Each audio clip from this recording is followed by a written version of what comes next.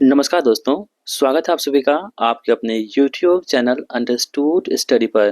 दोस्तों हमने आप सभी के लिए बिहार जीविका भर्ती परीक्षा 2025 के लिए वन शॉट सीरीज स्टार्ट किया था, जिसमें हमने आप सभी को वादा किया था कि हम आपके लिए topic wise one shot video लाएंगे। दोस्तों इसी कड़ी में हम आप सभी के लिए आज लेके आ चुके हैं आधुनिक भारत का इतिहास यानी कि मॉडर्न हिस्ट्री को हम इस वीडियो में कवर करेंगे। दोस्तों इस वीडियो में हमने आपको 500 प्रश्नों के में जो है ना पूरे मॉडर्न हिस्ट्री को कवर कर दिया है। यानी आप इस वीडियो को देख लेते हो तो यहाँ से आपका सवाल एग्जाम में पूछे जाएंगे। तो वीडियो आप सभी के लिए बहुत इंपॉर्टेंट होगा, इसलिए आपसे रिक्वेस्ट है कि वीडियो को लास्ट तक जरूर देखिएगा। अगर आप हमारे चैनल पर नए हैं और आपको इसी तरह से वन शॉट सीरीज को फॉलो करना है, देखना है, तो आप लोग चैनल को सब्सक्राइब जरूर कीजिएगा और उस वीडियो को लाइक भी कर दीजिएगा। आपको इसकी पीडीएफ प्राप्त करनी है तो पीडीएफ आपको हम टेलीग्राम पर दे देंगे। टेलीग्राम का लिंक हमने इसी वीडियो के डिस्क्रिप्शन बॉक्स में दे रखी है, आप लोग टेलीग्राम को भी ज्वाइन जरूर कीजिएगा। चलिए स्टार्ट करते हैं और शुरू करते हैं आज का मॉडर्न हिस्ट्री की क्लास को। तो दोस्तों हमने आप सभी के लिए यहाँ पे मॉडर्न हिस्ट्री को पूरे यहाँ पे कंपाइल कर दिया है, टॉपिक वाइज यहाँ पे हमने कवर किया है। जैसे कि आप देखेंगे पहला भाग हमारे पास होगा कौन सा, यूरोपीय शक्ति का विस्तार आगमन, और इसका टॉपिक हमारे पास 2 है। इसी तरह से पूरे टॉपिक को हमने अच्छे से कवर किया है। 1897 क्रांति है, यानी कि आप ये कह सकते हो ना, इस वीडियो को आप देख लोगे ना तो यकीन मानो कि यहाँ से क्वेश्चन आपके एग्जाम में नहीं छूटेंगे, इतना हमको भरोसा है अपने आप पर और आपको भी करना चाहिए। चलिए स्टार्ट करते हैं और शुरू करते हैं। पहला क्वेश्चन आपकी स्क्रीन पर ये रहा। दोस्तों कह रहा है कि वो भारत में आने वाला पहला यूरोपीय व्यापारी कौन था। तो सबसे पहले जो भारत में आया था व्यापारी, उसका नाम था पुर्तगाली। और पुर्तगाली में कौन आया था, तो वास्को डी गामा आया था। ठीक है, आप लोग ध्यान रखोगे कब आया था, 1498 ईस्वी में वास्को डी गामा केरल के कालीकट बंदरगाह पर आया था, याद रखना है। आगे बढ़ते हैं, वास्को डी गामा किस वर्ष कालीकट या केरल पहुंचा था। तो 1498 ईस्वी में वास्को डी गामा केरल के जो कालीकट बंदरगाह है वहां पहुंचा था। आप लोग ध्यान रखोगे कब, 1498 ईस्वी में। वास्को डी गामा का स्वागत किस भारतीय शासक ने किया था। तो वह शासक कौन था, जेमोरी ने किया था वास्को डी गामा का स्वागत इसमें, भारत में, केरल में। भारत में पुर्तगालियों का पहला गवर्नर कौन था। दोस्तों आप लोग ध्यान रखोगे, भारत में जो पुर्तगालियों का पहला गवर्नर हो जाएगा वो फ्रांसिस्को डी अल्मीडा जो है, यहाँ पे भारत में फ्रांसिस्को का पहला गवर्नर हो जाएगा। पुर्तगालियों ने गोवा पर कब कब्जा किया था। दोस्तों पुर्तगालियों ने गोवा पर कब्जा किया था 1510 ईस्वी में। पुर्तगालियों ने यहाँ पे गोवा पर कब्जा किया था, बहुत इंपॉर्टेंट है, आप लोग याद रखोगे। ब्लू वाटर पॉलिसी दोस्तों इतना इंपॉर्टेंट है कि आप मत पूछो, बहुत ज़्यादा इंपॉर्टेंट है और कई न जाने कितने एग्जाम्स में अभी तक ये प्रश्न पूछे जा चुके हैं। यदि आपने अदर एग्जाम दिए होंगे तो आपको पता होगा कि ब्लू वाटर पॉलिसी की हम बात करें, नीला जल योजना कहते हैं, इसको किसने शुरू की थी। तो इसको शुरू किया था फ्रांसिस्को डी अल्मीडा ने, इसको शुरू किया था, आप लोग ध्यान रखोगे।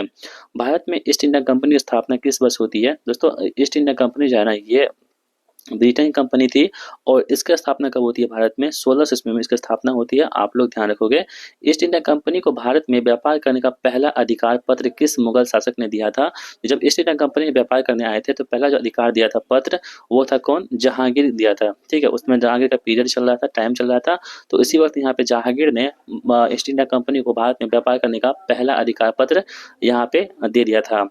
अंग्रेजों ने अपनी पहली अस्थायी फैक्ट्री कहाँ स्थापित की थी। दोस्तों अंग्रेजों ने अपनी पहली अस्थायी फैक्ट्री यहाँ पे बात हो रही है, एक हुआ था 1611 ईस्वी में, लेकिन वो 1608 ईस्वी में, तो वो अस्थायी नहीं था। लेकिन 1613 ईस्वी में यहाँ पर अस्थायी फैक्ट्री स्थापित हुई थी अंग्रेजों का, ये कहाँ पर, सूरत गुजरात में ये स्थापित हुई थी। आगे बढ़ते हैं, डचों ने भारत में अपनी पहली फैक्ट्री कहाँ स्थापित की थी। तो डच जो आए थे इन्होंने भारत में अपनी पहली फैक्ट्री स्थापित कहाँ थी, मुसलीपट्टनम में। डचों ने अपनी पहली फैक्ट्री स्थापित की थी मुसलीपट्टनम में, कब, 1605 ईस्वी में, याद रखेंगे। आगे बढ़ते हैं, फ्रांसीसियों ने भारत में अपना पहली फैक्ट्री कहाँ स्थापित की थी। जो फ्रांसीसी लोग थे आए हुए थे, इन्होंने अपनी जो पहली फैक्ट्री स्थापित की थी वो सूरत में की थी, कब, 1668 ईस्वी में। फ्रांसीसियों ने अपनी जो है यहाँ पे फैक्ट्री स्थापित की थी, याद रखेंगे। किस अंग्रेज अधिकारी ने पुर्तगालियों को स्वाली के युद्ध में हराया था। तो अंग्रेज अधिकारी ने स्वाली का युद्ध हुआ था, इसमें जो है इसके बाद जो है पुर्तगालियों का यहाँ से पत्ता कर चुका था, यानी इसके पास यहाँ पे अंग्रेज आ जाते हैं। ये थॉमस बेस्ट ने यहाँ पे जो है स्वाली के युद्ध में पुर्तगालियों को हराया था, आप लोग ध्यान रखोगे। कैप्टन हॉकिंस किस मुगल बादशाह के दरबार में आया था। तो जहांगीर दरबार में आया था कैप्टन हॉकिंस, पहली बार जहांगीर दरबार में आया था। ये प्रश्न पूछे गए हैं बहुत से एग्जाम्स में, आप लोग याद रखोगे। किस यूरोपीय शक्ति को स्वर्ण सिक्का यानी पेगोडा जारी करने का श्रेय दिया जाता है। तो ऐसा कौन सी यूरोपीय शक्ति थी जिसको स्वर्ण सिक्का यानी कि पेगोडा जारी करने को का श्रेय दिया जाता था।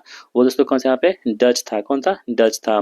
आगे बढ़ते हैं, किस यूरोपीय कंपनी ने पांडिचेरी पर कब्जा किया था। दोस्तों वो यूरोपीय कंपनी कौन सी थी जो पांडिचेरी पर कब्जा किया था, वो था फ्रांसीसी। कौन था, फ्रांसीसी कंपनी एक ऐसी यूरोपीय कंपनी थी जिन्होंने पांडिचेरी पर अपना कब्जा जमा लिया था। ठीक है दोस्तों, तो ये हमारे पास टॉपिक 1 कंप्लीट होता है। हम बढ़ते हैं टॉपिक 2 की तरफ, और टॉपिक 2 में हमारे पास क्या है, तो ब्रिटिश शक्ति का उदय, बंगाल और क्षेत्रीय राज्य, ठीक है, ये 16 से 30 आपको यहाँ पे देखने को मिल पा रहा होगा, यानी कि 16 नंबर क्वेश्चन से 30 नंबर क्वेश्चन तक के बीच में इस टॉपिक को हमने यहाँ पे कवर किया है। दोस्तों हमारा आपको जो कंपैरिजन है ये इस वीडियो का या पीडीएफ का, यदि आपको हमारी पसंद आ रही है तो वीडियो को लाइक ज़रूर कीजिएगा। एक अच्छा सा कमेंट्स भी कर सकते हैं कि आपको ये वीडियो हमारी कैसी लगती है। ठीक है, चलिए आगे बढ़ते हैं। कह रहा है कि प्लासी का युद्ध किस वर्ष लड़ा गया था। दोस्तों प्लासी की हम दोस्तों बात करें यहाँ पे तो 23 जून 1757 ईस्वी को प्लासी का युद्ध होता है। कब? 23 जून 1757 ईस्वी को प्लासी का युद्ध होता है। आप लोग याद रखोगे। प्लासी के युद्ध में के समय बंगाल का नवाब कौन था? मोस्ट इंपोर्टेंट है। जो प्लासी के युद्ध के समय बंगाल के नवाब हो जाएंगे वो सिराजुद्दौला थे, और प्लासी के समय युद्ध में बंगाल के नवाब। प्लासी के युद्ध में अंग्रेजी सेना का नेतृत्व किसने किया था? तो प्लासी के युद्ध में जो अंग्रेजी सेना है इसका नेतृत्व किसने किया था? तो रॉबर्ट क्लाइव ने इसका नेतृत्व किया था। आप लोग याद रखोगे। बक्सर का युद्ध किस वर्ष लड़ा गया था? 1764 ईस्वी में बक्सर का युद्ध लड़ा गया था। बक्सर के युद्ध के समय अंग्रेजी सेना का नेतृत्व किसने किया था? तो हेक्टर मुनरो ने बक्सर के युद्ध के समय में अंग्रेजी सेना का यहाँ पे नेतृत्व किया था। याद रखेंगे। किस युद्ध ने भारत में ब्रिटिश प्रभुत्व को अस्थायी रूप से स्थापित कर दिया? तो अस्थायी रूप से जो स्थापित कर दिया था वो कौन सा युद्ध था? वो था बक्सर का युद्ध, जिन्होंने ब्रिटिश को अस्थायी रूप से यहाँ पर स्थापित कर दिया था। आप लोग यहाँ पे कंफ्यूज नहीं होंगे। कई बार क्या होता है कि प्लासी के युद्ध में और बक्सर के युद्ध में कंफ्यूज हो जाते हैं, लेकिन आपको कंफ्यूज यहाँ पे नहीं होना है।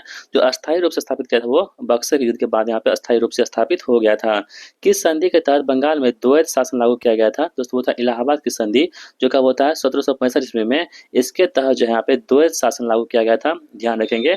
और इलाहाबाद की 2 संधि होती है, एक 12 को, एक 16 को, 1765 ईस्वी में। ठीक है। हैदर अली कहाँ का शासक था? दोस्तों हैदर अली की हम बात करेंगे तो ये मैसूर का शासक था। कौन सा? हैदर अली। मैसूर का शेर किसे कहा जाता है? तो टीपू सुल्तान को हम लोग मैसूर का शेर के नाम से जानते हैं। टीपू सुल्तान की मृत्यु किस आंग्ल मैसूर युद्ध में हुआ था? तो टीपू सुल्तान की जो मृत्यु हुई थी दोस्तों वो आंग्ल मैसूर युद्ध हुआ था 1799 ईस्वी में। इसमें आपको टीपू सुल्तान की मृत्यु हो जाती है, याद रखोगे। मराठा शक्ति का पतन किस युद्ध के बाद हुआ माना जाता है? जो मराठा शक्ति था इसका जो पतन हुआ था किस युद्ध के बाद हुआ था? ये तीसरा युद्ध हुआ था, आंग्ल मराठा युद्ध। इसके बाद यहाँ पे मराठा शक्ति यहाँ पे समाप्त हो गई थी। पंजाब में सिख राज का संस्थापक कौन था? तो पंजाब में सिख राज है, इसके संस्थापक में कौन? रणजीत सिंह थे यहाँ पे पंजाब में सिख राज के संस्थापक। दोस्तों आपको लगता है कि वीडियो थोड़ी सी स्पीड जा रही है तो आप लोग वीडियो थोड़ा सा स्लो कर लीजिए। ठीक है, बाकी हम वीडियो बहुत लंबी हो जाएगी इसलिए हम थोड़ा सा स्पीड में बोल रहे हैं ताकि आपका कम समय में अच्छा कंटेंट आपको मिल सके। रणजीत सिंह किस मिसल यानी कि मिसल से संबंधित थे? तो रणजीत सिंह ने शकरचुकिया मिसल से संबंधित थे, याद रखेंगे। अंग्रेजों ने सिंध पर कब्जा किस वर्ष किया था? तो अंग्रेजों ने सिंध पर कब्जा किया था 1843 में। अंग्रेजों ने सिंध पर कब्जा किया था, आप लोग याद रखेंगे। अमृतसर की संधि हुई थी 1809 ईस्वी में, किसके बीच हुई थी? दोस्तों अमृतसर की संधि की हम बात करें 1809 में हुई थी। ये रणजीत सिंह और अंग्रेज जो थे वो चार्ल्स मेटकॉफ, इसके बीच में अमृतसर की संधि होती है। कब? 1809 ईस्वी में होती है, ये याद रखना है। चलिए आगे बढ़ते हैं। टॉपिक नंबर 3 हमारे पास है गवर्नर जनरल और उनकी यहाँ पे नीतियां जो है आपको यहाँ पे देखने को मिल पा रही होंगी। चलिए आगे बढ़ते हैं। कह रहा है कि बंगाल का पहला गवर्नर जनरल कौन था? जो बंगाल का पहला गवर्नर जनरल था उनका नाम था वारेन हेस्टिंग्स, जो बंगाल के पहले गवर्नर जनरल हो जाएंगे। अस्थायी बंदोबस्त की हम बात करें अगर तो किसने लागू किया था? तो अस्थायी बंदोबस्त लागू किया था लॉर्ड कॉर्नवालिस ने 1793 ईस्वी में अस्थायी बंदोबस्त को लागू किया था। किस गवर्नर जनरल को भारतीय सिविल सेवा का जनक कहते हैं? तो लॉर्ड कॉर्नवालिस को भारतीय सिविल सेवा का जनक के नाम से जानते हैं, आप लोग याद रखोगे। बंगाल में द्वैत शासन यानी कि ड्यूअल गवर्नमेंट किसने स्थापित किया था? तो वारेन हेस्टिंग्स ने बंगाल में द्वैत शासन स्थापित किया था। किसने? वारेन हेस्टिंग्स ने। सहायक संधि सब्सिडरी अलायंस प्रणाली किसने शुरू की थी? तो सहायक संधि है दोस्तों, इसकी जो प्रणाली है इसकी शुरुआत किसने की थी? लॉर्ड वेलेस्ली ने सहायक संधि जो है प्रणाली इसकी शुरुआत की थी लॉर्ड वेलेस्ली ने। सहायक संधि को स्वीकार करने वाला पहला भारतीय राज्य कौन था? तो सहायक संधि को स्वीकार करने वाला पहला जो भारतीय राज्य हो जाएगा वह कौन सा? हैदराबाद था। ये कब स्वीकार किया था? 1798 में हैदराबाद ने सहायक संधि को स्वीकार कर लिया था।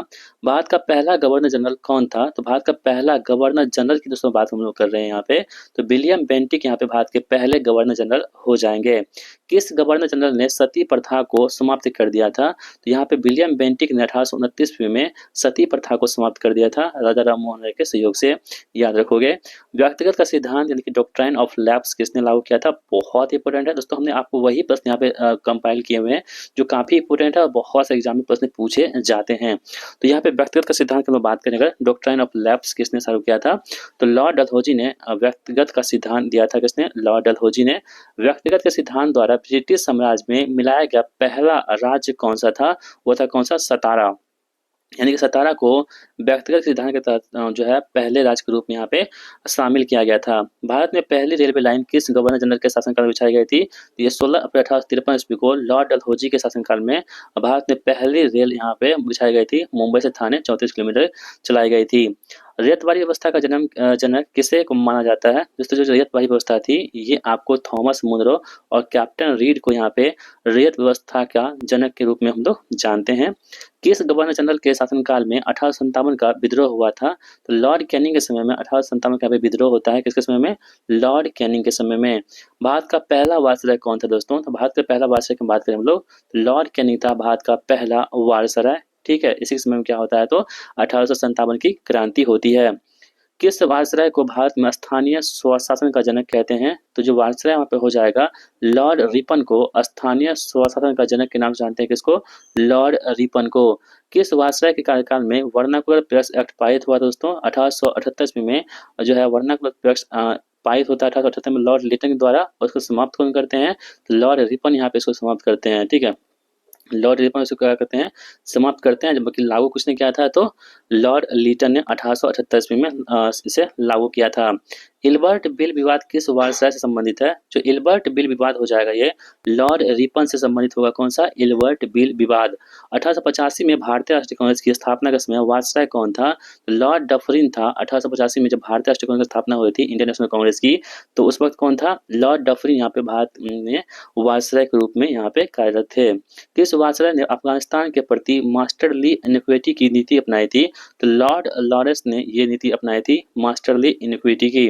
भारत में पहली जनगणना 1872 ईस्वी में किस वायसराय कार्यकाल में हुई थी? तो लॉर्ड मेयो के कार्यकाल में हुई थी भारत में पहली जनगणना। आप लोग याद रखोगे। ठीक है, चलिए आगे बढ़ते हैं हम लोग। 1857 का विद्रोह और सामाजिक धार्मिक सुधार आंदोलन। यहाँ से दोस्तों आपके एग्जाम में प्रश्न आना बिल्कुल फिक्स है, यानी कि यहाँ से प्रश्न आपको निश्चित तौर पर देखने को मिलेगा। ठीक है, देखिए 1857 का महान क्रांति की बात करें दोस्तों यहाँ पे 1857 का विद्रोह कहाँ से प्रारंभ हुआ था? तो ये मेरठ से प्रारंभ हुआ था। ये 10 मई 1857 की बात है, जहाँ से मेरठ से जो 1857 क्रांति प्रारंभ होती है। 1857 के विद्रोह का तत्कालिक कारण क्या था? तो चर्बी वाले कारतूसों का प्रयोग यहाँ पे 1857 के क्रांति का तत्कालिक कारण यहाँ पे हो जाएगा। किस भारतीय सिपाही ने चर्बी वाले कारतूसों के प्रयोग से मना किया और विद्रोह किया था? तो ये मंगल पांडे ने किया था। कहाँ से? तो यहाँ पे जो है चर्बी वाले जो कारतूस का वजह सबसे पहले किसने किया था मना? तो ये मंगल पांडे ने किया था। ठीक है, ये बैरकपुर से किया था। ठीक है, मंगल पांडे किस रेजिमेंट के सिपाही थे? दोस्तों 34वीं नेटिव इन्फेंट्री जो है इसी के सिपाही थे। कौन? मंगल पांडे, याद रखोगे। 1857 के विद्रोह के समय भारत का गवर्नर जनरल कौन था? तो 1857 के विद्रोह के समय जो है ना भारत का गवर्नर जनरल की बात करें तो वो था लॉर्ड कैनिंग। कौन था? लॉर्ड कैनिंग जो यहाँ पे भारत का गवर्नर जनरल था 1857 के क्रांति का। ठीक है, विद्रोह के समय ब्रिटिश प्रधानमंत्री कौन थे? तो पाम्पस्टन थे। यानी कि 1857 के समय में ब्रिटिश प्रधानमंत्री कौन थे? वो थे पाम्पस्टन। यदि आपसे प्रश्न पूछा जाए कि 1857 क्रांति के समय में ब्रिटिश प्रधानमंत्री कौन थे? वो थे पाम्पस्टन। दिल्ली में विद्रोह का नेतृत्व किसने किया था? तो दिल्ली में जो विद्रोह हुआ था इसका नेतृत्व की मैं बात करेगा तो बहादुर शाह जफर द्वितीय ने यहाँ पे 1857 क्रांति का विद्रोह दिल्ली में किया था। ये नाम मात्र थे, मेन लीड कौन कर रहे थे वास्तविक रूप से? तो बख्त खान कर रहे थे। कानपुर में विद्रोह का नेतृत्व किसने किया था? तो नाना साहब ने कानपुर से किए थे। लखनऊ दोस्तों बात करें लखनऊ में ये किसने किया था? तो बेगम हजरत महल ने जो है मोर्चा संभाला था। कहाँ पे? लखनऊ से 1857 की क्रांति में। झांसी में विद्रोह का नेतृत्व किसने किया था? तो रानी लक्ष्मीबाई ने झांसी में विद्रोह का नेतृत्व किया था। इलाहाबाद दोस्तों बात करें यहाँ पे तो लियाकत अली ने यहाँ पे इलाहाबाद में विद्रोह का नेतृत्व किया था। और बिहार के जगदीशपुर में विद्रोह का नेतृत्व किसने किया था? कुंवर सिंह ने। ये दोस्तों निश्चित तौर पर प्रश्न पूछा ही जाएगा आप लोग एग्जाम में, तो आप लोग ध्यान रखोगे। इसका नाम है कुंवर सिंह। ठीक है, इंपॉर्टेंट है, याद रखना है आपको। किस ब्रिटिश अधिकारी ने झांसी में रानी लक्ष्मीबाई को पराजित किया था? तो जनरल ह्यूरोज ने जो है यहाँ पे झांसी में रानी लक्ष्मीबाई को पराजित किया था। ठीक है, चलिए आगे बढ़ते हैं। और किस इतिहासकार ने 1857 के विद्रोह को ना तो प्रथम, ना ही राष्ट्रीय और ना ही स्वतंत्रता संग्राम कहा है? तो यहाँ पे आरसी मजूमदार जो इतिहासकार है जिन्होंने 1857 क्रांति के बारे में कहा है कि ये ना तो प्रथम था, ना ही राष्ट्रीय था और ना ही यहाँ पे स्वतंत्रता संग्राम था। ये किसने कहा था? आरसी मजूमदार ने कहा था। किसने 1857 के विद्रोह को राष्ट्रीय विद्रोह कहा था? तो डिज़रायली ने 1857 क्रांति को राष्ट्रीय विद्रोह की संज्ञा दी थी, आप लोग याद रखोगे। 1857 के विद्रोह पर the first Indian war of independence नामक पुस्तक किसने लिखी थी? वी.डी. सावरकर ने लिखा था the first Indian war of independence नामक पुस्तक, ठीक है। 1857 विद्रोह के बाद किसे भारत का पहला वायसराय बनाया गया था? तो लॉर्ड कैनिंग को 1857 के बाद भारत का पहला वायसराय बनाया गया था, आप लोग याद रखोगे। 1857 के विद्रोह के बाद सेना में कौन सा महत्वपूर्ण बदलाव किया गया था? तो पील कमीशन की रिपोर्ट पर पुनर्गठन की बात की गई थी 1857 की क्रांति के बाद में, ठीक है। 1857 के विद्रोह के समय में बहादुर शाह जफर को कहाँ निर्वासित किया गया था? तो बहादुर शाह जफर को किया गया था कहाँ पे? रंगून, बर्मा में किया गया था। 1857 क्रांति का सरकारी इतिहासकार किसे मानते हैं, किसे माना जाता है? तो सुरेंद्र नाथ सेन को, एस.एन. सेन को 1857 क्रांति का सरकारी इतिहासकार के रूप में जाना जाता है, आप लोग याद रखोगे। चलिए दोस्तों बढ़ते हैं अगले टॉपिक की ओर, हमारा सामाजिक धार्मिक सुधार आंदोलन और प्रमुख व्यक्तित्व की हम लोग बात कर लेते हैं। बहुत इंपॉर्टेंट ये टॉपिक आपके लिए होगा, सवाल आपको यहाँ पे निश्चित तौर पे पूछे जाएंगे। राजा की उपाधि से साथ राजा राममोहन राय को किसने संबोधित किया था? तो अकबर द्वितीय ने कहा था। राजा राममोहन राय को राजा की उपाधि किसने दिया था? अकबर द्वितीय ने दिया था। राजा राममोहन राय द्वारा 1815 ईस्वी में स्थापित संस्था का नाम क्या था? तो आत्मीय सभा था, ठीक है। क्वेश्चन से पूछेगा कि आत्मीय सभा का स्थापना किसने किया था? तो राजा राममोहन राय ने किया था। कब? 1815 ईस्वी में किया था, ठीक है। राजा राममोहन राय ने ब्रह्म समाज की स्थापना किस वर्ष की थी? तो राजा राममोहन राय ने ब्रह्म समाज की स्थापना की थी 1828 में। राजा राममोहन राय ने 1828 में ब्रह्म समाज की स्थापना किया था। समाज कौमुदी जो बंगाली साप्ताहिक का प्रकाशन किसने किया था? तो राजा राममोहन राय ने यहाँ पे संवाद कौमुदी जो है पत्रिका, जो बंगाली पत्रिका थी, इसका यहाँ पे इन्होंने प्रकाशन किया था। तत्वबोधिनी सभा की स्थापना किसने की थी? दोस्तों तत्वबोधिनी की हम बात कर लेते हैं यहाँ पे। तो इसकी स्थापना देवेंद्रनाथ टैगोर ने की थी। कब? 1839 में देवेंद्रनाथ टैगोर ने तत्वबोधिनी सभा का यहाँ पे स्थापना किए थे। वेदों की ओर लौटो का नारा किसने दिया था? तो दयानंद सरस्वती ने वेदों की ओर लौटो का नारा दिया था। आर्य समाज की स्थापना किस वर्ष हुई थी? 1875 में बम्बई में आर्य समाज की स्थापना होती है, आप लोग ध्यान रखोगे। और सत्यार्थ प्रकाश नामक पुस्तक की रचना किसने की थी? जो सत्यार्थ प्रकाश हमारे पास होगा, इस पुस्तक की रचना दयानंद सरस्वती ने किया था, याद रखेंगे। शुद्धि आंदोलन किसने चलाया था? ठीक है दोस्तों, जो शुद्धि आंदोलन हमारे पास होगा ना, ये किसने चलाया था? दयानंद सरस्वती ने चलाया था शुद्धि आंदोलन को, याद रखना है। रामकृष्ण मिशन की स्थापना किसने और कब की थी? तो रामकृष्ण मिशन की स्थापना स्वामी विवेकानंद ने 1897 में किए थे। कहाँ पे? बंगाल में। स्वामी विवेकानंद का वास्तविक नाम दोस्तों क्या था? इनका वास्तविक नाम था नरेंद्र नाथ दत्त, इनका वास्तविक नाम यहाँ पे हो जाएगा। विवेकानंद को स्वामी को उपाधि किसने दी थी? तो विवेकानंद को जो स्वामी है की उपाधि किसने दिया था? तो महाराजा अजीत सिंह ने दिया था, जो खेतरी के महाराजा थे राजस्थान के। इन्होंने विवेकानंद को स्वामी की उपाधि से धारण मतलब कि नवाजा था, याद रखेंगे। प्रार्थना समाज की स्थापना किसके द्वारा की गई थी? जो प्रार्थना समाज है इसकी स्थापना आत्माराम पांडुरंग के द्वारा की गई थी। कब? 1867 ईस्वी में की गई थी, याद रखना है। महाराष्ट्र का सुकरात किसे कहते हैं? तो गोपाल कृष्ण गोखले को महाराष्ट्र का सुकरात के नाम से हम लोग जानते हैं। और देव समाज की स्थापना किसने की थी? तो शिव नारायण अग्निहोत्री ने देव समाज की स्थापना किए थे, आप लोग याद रखोगे। ठीक है दोस्तों, चलिए हम लोग बढ़ते हैं अगले टॉपिक की ओर। हमारे पास है अगला टॉपिक सामाजिक धार्मिक सुधार आंदोलन, महिलाएं और अन्य। विधवा पुनर्विवाह अधिनियम किस वर्ष हुआ था? 1856 ईस्वी में विधवा पुनर्विवाह अधिनियम आया था। कब? 1856 ईस्वी में, बहुत इंपॉर्टेंट है, आप लोग इसे याद रखना। विधवा विधवा विवाह अधिनियम पारित कराने में मुख्य योगदान किसका था? तो ईश्वरचंद्र विद्यासागर का था इसको पारित कराने में। इसके सहयोग से ही 1856 ईस्वी में विधवा विवाह अधिनियम आया था। सती प्रथा का अंत किस वर्ष हुआ दोस्तों? 1829 में राजा राममोहन राय और विलियम बेंटिक के सहयोग से सती प्रथा का अंत हुआ था भारत में। अलीगढ़ आंदोलन के संस्थापक कौन थे? तो सैयद अहमद खान यहाँ पे अलीगढ़ आंदोलन के संस्थापक हो जाएंगे। मोहम्मदन एंग्लो ओरिएंटल कॉलेज यानी कि MAO की स्थापना किसने की थी? तो इसकी स्थापना की थी किसने? सैयद अहमद खान ने किया था। कब? 1875 में मोहम्मद एंग्लो ओरिएंटल कॉलेज की स्थापना सैयद अहमद खान ने किया था। कब? 1875 ईस्वी में। किस गवर्नर जनरल ने शारदा अधिनियम 1930 के तहत विवाह की न्यूनतम आयु निर्धारित की थी? लॉर्ड इरविन ने यहाँ पे विवाह की जो है यहाँ पे न्यूनतम आयु निर्धारित की थी शारदा अधिनियम 1930 के तहत, ठीक है। आगे बढ़ते हैं। सत्यशोधक समाज की स्थापना किसने किया था? दोस्तों सत्यशोधक समाज जो है ना, इसकी स्थापना ज्योतिबा फुले ने 1873 ईस्वी में किए थे, याद रखेंगे। ज्योतिबा फुले की प्रसिद्ध पुस्तक का नाम क्या है? तो गुलामगिरी। ज्योतिबा फुले की प्रसिद्ध पुस्तक का नाम हो जाएगा कौन सा? गुलामगिरी। थियोसॉफिकल सोसाइटी की स्थापना किसने किया था? तो मैडम ब्लाटावस्की और कर्नल आलकोट ने यहाँ पे 1875 ईस्वी में थियोसॉफिकल सोसाइटी की स्थापना किया था। किसने? मेडम ब्लातावस्की एवं कर्नल आलकोट ने 1875 ईस्वी में। इसको भी आप लोग याद रखेंगे। आगे बढ़ते हैं। थियोसॉफिकल सोसाइटी का अंतर्राष्ट्रीय मुख्यालय कहाँ पर स्थित है? दोस्तों ये अड्यार मद्रास में स्थित है। थियोसॉफिकल सोसाइटी का मतलब कि हेडक्वार्टर यानी कि मुख्यालय। एनी बेसेंट किस वर्ष थियोसॉफिकल सोसाइटी से सदस्य बनी थी? बहुत इंपॉर्टेंट है। जो एनी बेसेंट है दोस्तों यहाँ पे हमारे पास, ये जो है थियोसॉफिकल सोसाइटी सदस्यता कब ग्रहण किए थे? तो 1889 में बने थे। यंग बंगाल आंदोलन के प्रणेता कौन थे? तो जो यंग बंगाल है इसके प्रेरणा की बात करें हम लोग तो हेनरी विवियन जो इसके क्या होंगे? प्रणेता हो जाएंगे। Servants of India society Bharat सेवक समाज की स्थापना किसने किया था? जो सर्वेंट ऑफ इंडिया सोसाइटी है भारत सेवक समाज, इसकी स्थापना गोपाल कृष्ण गोखले ने 1905 ईस्वी में किए थे। याद रखेंगे। राधा स्वामी सत्संग के संस्थापक कौन थे? जो राधा स्वामी सत्संग है इसके संस्थापक कौन होंगे? तुलसी राम हो जाएंगे, जिसको शिवदयाल साहिब के नाम से भी हम लोग जानते हैं। अकाली आंदोलन का उद्देश्य क्या था? जो अकाली आंदोलन हुआ था इसका उद्देश्य क्या था? प्रमुख उद्देश्य तो सिख गुरुद्वारों के प्रबंधन को सुधारना इसका प्रमुख उद्देश्य यहाँ पे हो जाएगा। आप लोग ध्यान रखोगे। चलिए आगे बढ़ते हैं हम लोग। हमारे पास है कौन सा? राष्ट्रीय भारतीय भाग 3 में हम लोग पढ़ेंगे भारतीय राष्ट्रीय कांग्रेस और प्रारंभिक राष्ट्रीयवादी आंदोलन, जिसका टॉपिक नंबर 7 होगा भारतीय राष्ट्रीय कांग्रेस यानी कि इंडियन नेशनल कांग्रेस की स्थापना और शुरुआती चरण को यहाँ पे हम देखेंगे, क्योंकि दोस्तों आपकी जो है ना भारतीय राष्ट्रीय कांग्रेस से भी प्रश्न एग्जाम में पूछे जाते हैं। तो भारतीय राष्ट्रीय कांग्रेस जो है आईएनसी का स्थापना किस वर्ष हुई थी? तो 28 दिसंबर 1885 ईस्वी को इसकी स्थापना होती है।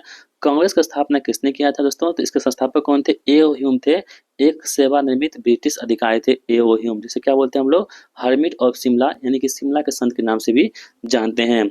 कांग्रेस की स्थापना के समय भारत का वायसराय कौन था? जब कांग्रेस की स्थापना हो रही थी उस वक्त भारत का वायसराय कौन था? लॉर्ड डफरिन था भारत का वायसराय। कांग्रेस का पहला अधिवेशन कहाँ आयोजित हुआ दोस्तों? कांग्रेस का पहला अधिवेशन 1885 ईस्वी में गोकुल लाल तेजपाल संस्कृत कॉलेज बम्बई में इसकी स्थापना होती है। पहले अध्यक्ष मतलब कि पहले अधिवेशन की, और उसके पहले अध्यक्ष कौन थे? इसके डब्ल्यू.सी. बनर्जी थे। पहले अधिवेशन के अध्यक्ष था डब्ल्यू.सी. बनर्जी ने किए थे। कब? 1885 में बम्बई में। कांग्रेस के पहले अधिवेशन में कितने प्रतिनिधियों ने भाग लिया था दोस्तों? तो पहले में 72 प्रतिनिधियों ने यहाँ पे भाग लिया था कांग्रेस के पहले अधिवेशन में। कांग्रेस के पहले अध्यक्ष कौन थे? तो डब्ल्यू.सी. बनर्जी यानी कि व्योमेश बनर्जी कांग्रेस के पहले अध्यक्ष यहाँ पे हो जाएंगे। कांग्रेस के पहले मुस्लिम अध्यक्ष कौन थे? तो दोस्तों जो तीसरा अधिवेशन हुआ था कांग्रेस का, ठीक है, मद्रास में, उसी में कांग्रेस के पहले मुस्लिम अध्यक्ष बदरुद्दीन तैयब को 1887 में यहाँ पे मतलब कि बनाया गया था। कांग्रेस की पहली महिला अध्यक्ष कौन थी? तो एनी बेसेंट थी पहली महिला अध्यक्ष, जो कोलकाता अधिवेशन में बनी थी 1917 ईस्वी में। ठीक है, तो क्वेश्चन से पूछे कि कांग्रेस की पहली महिला अध्यक्ष कौन थी? तो एनी बेसेंट। आपको यहाँ पे कंफ्यूज नहीं होना है। कई बार क्या होता है कि सरोजनी नायडू और जो एनी बेसेंट हम लोग कंफ्यूज हो जाते हैं। आपको सिर्फ पहली महिला पूछेगी ना तो आपको बताना है एनी बेसेंट, और इसमें भारतीय जोड़ दे तब आपको बताना है कौन सा? सरोजनी नायडू। देखिए कांग्रेस की पहली भारतीय महिला की हम बात करें दोस्तों अगर, तो वो कौन थी? वो थी सरोजनी नायडू। ये कब बनी थी? 1925 के जो है कानपुर अधिवेशन में इसको अध्यक्ष बनाया गया था सरोजनी नायडू जी को। कांग्रेस के किस अधिवेशन में पहली बार वंदे मातरम गाया गया था? दोस्तों अभी वंदे मातरम के 150 साल पूरे हो चुके हैं वंदे मातरम का। इस बार आपके एग्जाम में पूछे जा सकते हैं कि जो है किस अधिवेशन में पहली बार वंदे मातरम गाया गया था? तो कलकत्ता अधिवेशन 1896 में पहली बार यहाँ पे वंदे मातरम जो है यहाँ पे गीत गाया गया था, याद रखोगे। कांग्रेस के किस अधिवेशन में पहली बार जन गण मन गाया गया था? तो ये कलकत्ता अधिवेशन 1911 ईस्वी में जो है कांग्रेस के पहले मतलब की जो है पहली अधिवेशन थी जिसमें जन गण मन को गाया गया था, कलकत्ता अधिवेशन 1911 ईस्वी में। कांग्रेस और मुस्लिम लीग के बीच में प्रसिद्ध लखनऊ पैक्ट किस वर्ष हुआ था? तो कांग्रेस और जो मुस्लिम लीग है दोस्तों, इसका जो लखनऊ अधिवेशन हुआ था 1916 ईस्वी में हुआ था, जिसमें कांग्रेस और मुस्लिम लीग क्या होते एक हो गया था। और साथ ही में जो नरम और गरम दल जो अलग हुआ था दोस्तों 1960 ईस्वी में, सूरत के अधिवेशन होता है 1960 ईस्वी में, जिसमें क्या होता है कांग्रेस के जो है 2 दल थे, नरम दल और गरम दल, ये क्या हुए थे? अलग हो गए थे। ठीक है, इसी को मिलाने के लिए 1916 ईस्वी में क्या होता है यहाँ पे लखनऊ अधिवेशन होता है, इसमें गरम दल और नरम दल क्या होते हैं? एक साथ आ जाते हैं। आप लोग इसे भी ध्यान रख सकते हो। और जो लखनऊ अधिवेशन है इसकी अध्यक्षता किसने किया था? तो अंबिका चरण मजूमदार ने किया था। आप लोग इसे भी ध्यान रखोगे। लखनऊ अधिवेशन 1916 की अध्यक्षता किसने किया था? ये प्रश्न पूछा ही गया यहाँ पे। अंबिका चरण मजूमदार ने किया था, याद रखेंगे। कांग्रेस के किस अधिवेशन में नरम दल और गरम दल का विभाजन हुआ था? 1960 जो है सूरत अधिवेशन, जिसके जो अध्यक्षता किसने किया था? रास बिहारी घोष ने किया था। इसी में क्या हुआ था दोस्तों, तो 1960 ईस्वी में कांग्रेस के जो है नरम दल और गरम दल अलग हो गए थे, याद रखेंगे। पर सूरत अधिवेशन 1960 की अध्यक्षता किसने किया था, तो रास बिहारी घोष ने किया था, यहाँ पे आपको बता चुके हैं। किस अधिवेशन में नरम दल और गरम दल फिर से एक हुए थे, तो ये लखनऊ अधिवेशन 1916 ईस्वी में गरम दल और नरम दल क्या होते एक साथ फिर से आ गए थे। महात्मा गांधी ने कांग्रेस के किस एकमात्र अधिवेशन की अध्यक्षता की थी, वो था बेलगांव अधिवेशन 1924 में हुआ था, जिसमें महात्मा गांधी ने एकमात्र एक ऐसा अधिवेशन था कांग्रेस का जिसमें महात्मा गांधी इसके अध्यक्ष बने थे। किस वासरा ने कांग्रेस को अति सूक्ष्म अल्पसंख्यकों का प्रतिनिधित्व करने वाला बताया था, तो लॉर्ड डफरिन ने कहा था कांग्रेस को कि ये अति सूक्ष्म अल्पसंख्यकों का प्रतिनिधित्व करने वाला संस्था है। किस नेता ने कांग्रेस को भीख मांगने वाली संस्था कहा था, तो बाल गंगाधर तिलक ने कहा था कांग्रेस को भीख मांगने वाली संस्था। ठीक है। सेफ्टी बल्ब का सिद्धांत किसने संबंधित है, तो सेफ्टी बल्ब का सिद्धांत जो है दोस्तों ये भारतीय राष्ट्रीय कांग्रेस से संबंधित हो जाएगा। सेफ्टी बल्ब का सिद्धांत। किस अधिवेशन में कांग्रेस ने पहली बार स्वराज की मांग की थी, देखिए किस अधिवेशन में कांग्रेस ने पहली बार स्वराज की मांग की थी, तो ये कलकत्ता अधिवेशन 1906 ईस्वी में, जिसकी अध्यक्षता किसने किया था, दादा भाई नौरोजी ने। इसी अध्यक्षता में पहली बार स्वराज की मांग की गई थी, आप लोग ध्यान रखोगे। ड्रेन ऑफ वेल्थ यानी कि धन निष्कासन का सिद्धांत किसने दिया था, तो दादा भाई नौरोजी ने। ड्रेन ऑफ वेल्थ यानी कि धन निष्कासन के सिद्धांत को दिया था किसने, दादा भाई नौरोजी ने। दादा भाई नौरोजी को किस नाम से जानते हैं, तो grand old man of India के नाम से जानते हैं किसको, दादा भाई नौरोजी को जाना जाता है। किस अधिवेशन में कांग्रेस ने पूर्ण स्वतंत्रता यानी कि पूर्ण स्वराज का प्रस्ताव पारित किया था, तो ये लाहौर अधिवेशन हुआ था 1929 में, और इसकी अध्यक्षता किसने किया था, तो पंडित जवाहरलाल नेहरू के द्वारा इनकी अध्यक्षता की गई थी, और इसी में कांग्रेस ने पहली बार पूर्ण स्वराज की मांग की थी। लाहौर अधिवेशन 1929, अध्यक्षता पंडित जवाहरलाल नेहरू के द्वारा की गई थी इसी अधिवेशन में। ये प्रश्न पूछा भी गया यहाँ पे कि लाहौर अधिवेशन की अध्यक्षता किसने की थी, तो जवाहरलाल नेहरू ने यहाँ पे इसकी अध्यक्षता की थी, आप लोग ध्यान रखोगे। अब देखिए उग्रवादी चरण गरम दल के नेता, कांग्रेस का विभाजन किन दो गुटों में हुआ था, तो ये गरम दल और नरम दल में हुआ था। गरम दल के प्रमुख नेता कौन कौन थे, तो लाल बाल पाल बोलते हैं हम लोग, लाला लाजपत राय, बाल गंगाधर तिलक और साथ ही में बिपिन चंद्र पाल, ये तीनों क्या थे, तो ये गरम दल के नेता हो जाएंगे। स्वराज मेरा जन्मसिद्ध अधिकार है और मैं इसे लेकर रहूंगा, यह नारा किसने दिया था, तो ये बाल गंगाधर तिलक ने कहा था कि स्वराज हमारा जन्मसिद्ध अधिकार है और मैं इसे लेकर ही रहूंगा। बाल गंगाधर तिलक ने कौन से दो प्रमुख समाचार पत्र शुरू किए थे, तो ये मराठा किए थे और केसरी किए थे, और जो मराठा की भाषा थी वो थी अंग्रेजी, और जो केसरी था वो था मराठी भाषा में लिखा हुआ था। बाल गंगाधर तिलक ने किस उत्सव को लोकप्रिय बनाया था, तो गणपति और जो शिवाजी उत्सव है इनको बाल गंगाधर तिलक ने इसे मतलब कि लोकप्रिय बनाया था। लाला लाजपत राय को किस नाम से जानते हैं, तो पंजाब केसरी कहते हैं किसको, लाला लाजपत राय को। लाला लाजपत राय ने किस पुस्तक की रचना की थी, तो अनहैप्पी इंडिया जो है ना, इसकी जो है रचना किसने किया था, लाला लाजपत राय ने किया था। किस नेता को भारत में अशांति का जनक यानी कि फादर ऑफ इंडियन अनरेस्ट कहते हैं, तो बाल गंगाधर तिलक कहते हैं, किसने कहा था, तो वैलेंटाइन सिरोल के द्वारा कहा गया था कि भारत में अशांति के जनक कौन है, तो लाला लाजपत ये बाल गंगाधर तिलक है। चलिए आगे बढ़ते हैं। होम रूल लीग आंदोलन 1916 किसने शुरू किया था, जो होम रूल लीग आंदोलन 1916 है इसको बाल गंगाधर तिलक ने शुरुआत किया था और एनी बेसेंट ने किया था। अप्रैल वाला पूछेगा दोस्तों तो आपको होगा बाल गंगाधर तिलक, और बाद में किसने किया था, तो एनी बेसेंट ने किया था, लेकिन 1916 में ही किया था, इसको भी आपको ध्यान रखना है।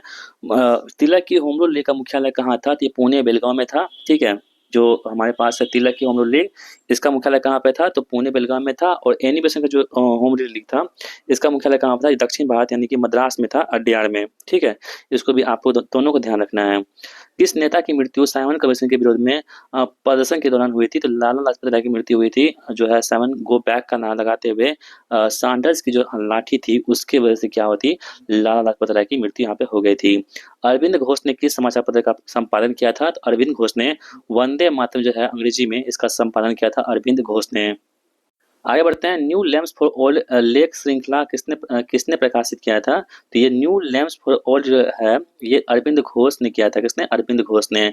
अभिनव भारत क्रांतिकारी जो है हमारे पास संगठन का स्थापना किसने किया था, तो वीडी सावरकर ने किया था, किसने, वीडी सावरकर ने। अब हमारे पास देखिए आगे हमारे पास है कि बंगाल का विभाजन और स्वदेशी आंदोलन को हम लोग देखते हैं। यहाँ पे देखिए बंगाल का विभाजन किस वर्ष हुआ था, तो 1905 में लॉर्ड कर्जन के द्वारा बंगाल का विभाजन हुआ था। बंगाल विभाजन के समय भारत का वायसराय कौन था? तो लॉर्ड कर्जन था, ध्यान रखेंगे। बंगाल विभाजन के विरोध में कौन सा आंदोलन शुरू हुआ था? स्वदेशी और बहिष्कार आंदोलन बंगाल विभाजन के विरोध में शुरू हुआ था, इसको भी आपको ध्यान रखना है। किस तिथि को बंगाल विभाजन प्रभावी हुआ और शोक दिवस के रूप में मनाया गया? दोस्तों बंगाल जो विभाजन है ना, ये प्रभावी कब हुआ था? तो 16 अक्टूबर 1905 ईस्वी को ये प्रभावी हुआ था और इसी दिन हम लोग क्या मनाते हैं? शोक दिवस के रूप में यहाँ पे मनाया गया था, इसको भी ध्यान रखना है। स्वदेशी आंदोलन के दौरान रविन्द्रनाथ टैगोर ने कौन सा प्रसिद्ध गीत लिखा था? ये गीत था अमार सोनार बांग्ला, ठीक है, जो बाद में बांग्लादेश का यहाँ पे क्या होगा? राष्ट्रीय गान बन चुका है। उमार सोनार बांग्ला वर्तमान में किस देश का राष्ट्रीय गान है? तो बांग्लादेश का है, यहाँ पे देखिए लिखा हुआ है।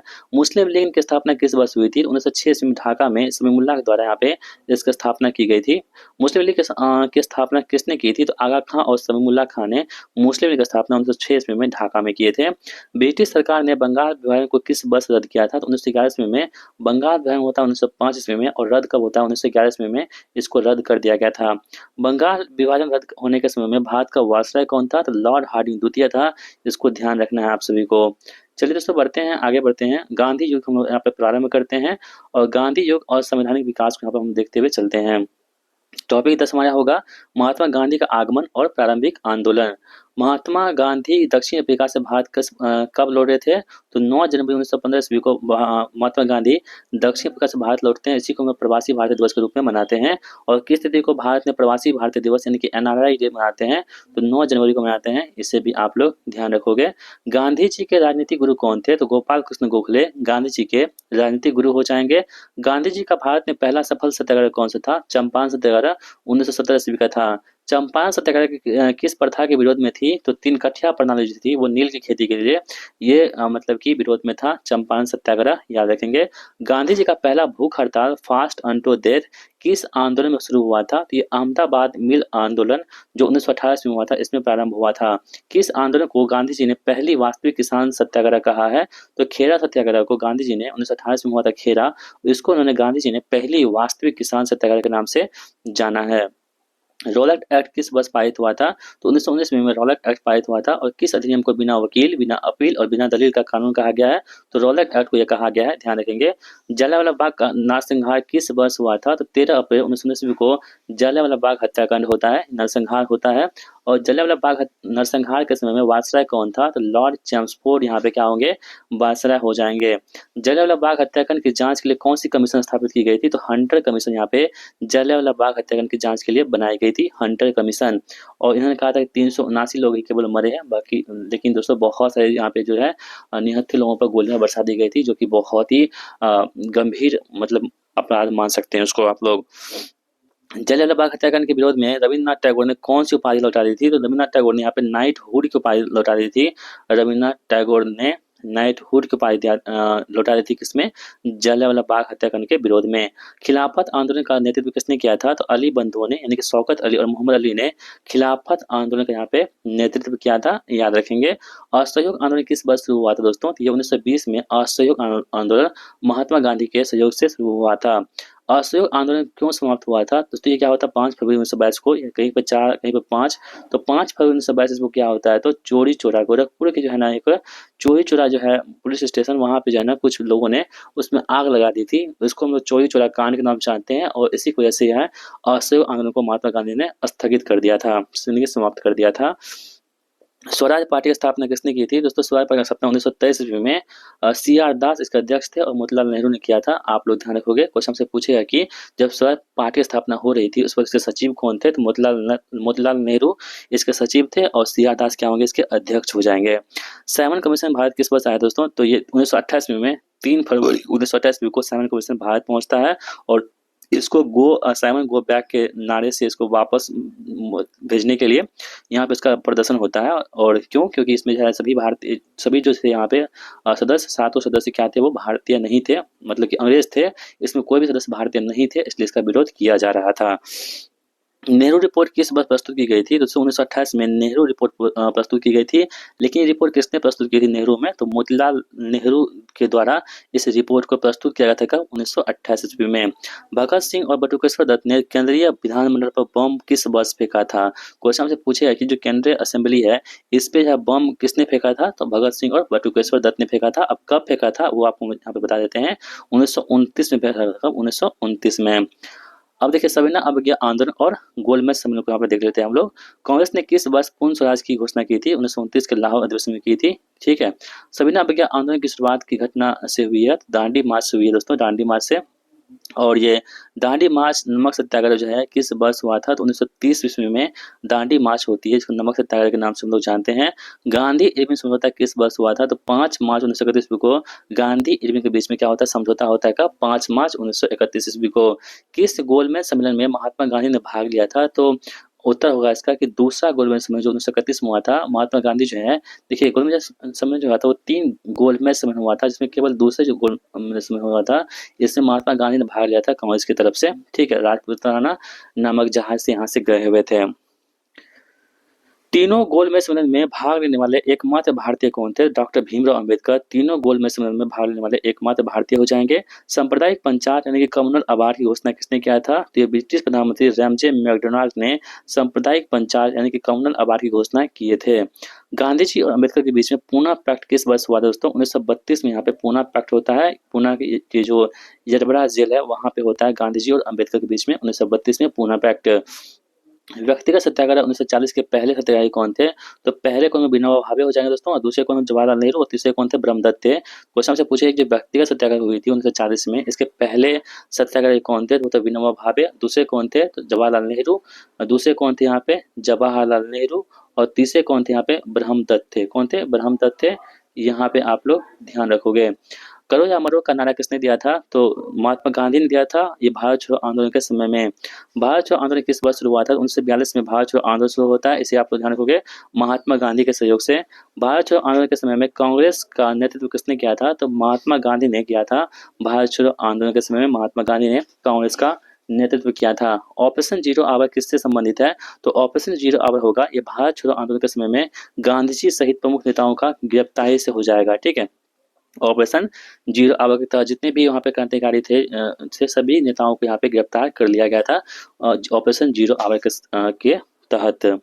महात्मा गांधी ने जनता का बैंक किसे कहा था? तो डाकघर को जनता का बैंक कहा था महात्मा गांधी ने। गांधी जी की आत्मकथा का नाम क्या है? तो माई एक्सपेरिमेंट विद ट्रूथ यानी कि सत्य के साथ मेरा प्रयोग। ये महात्मा गांधी की क्या है? तो आत्मकथा हो जाएंगी।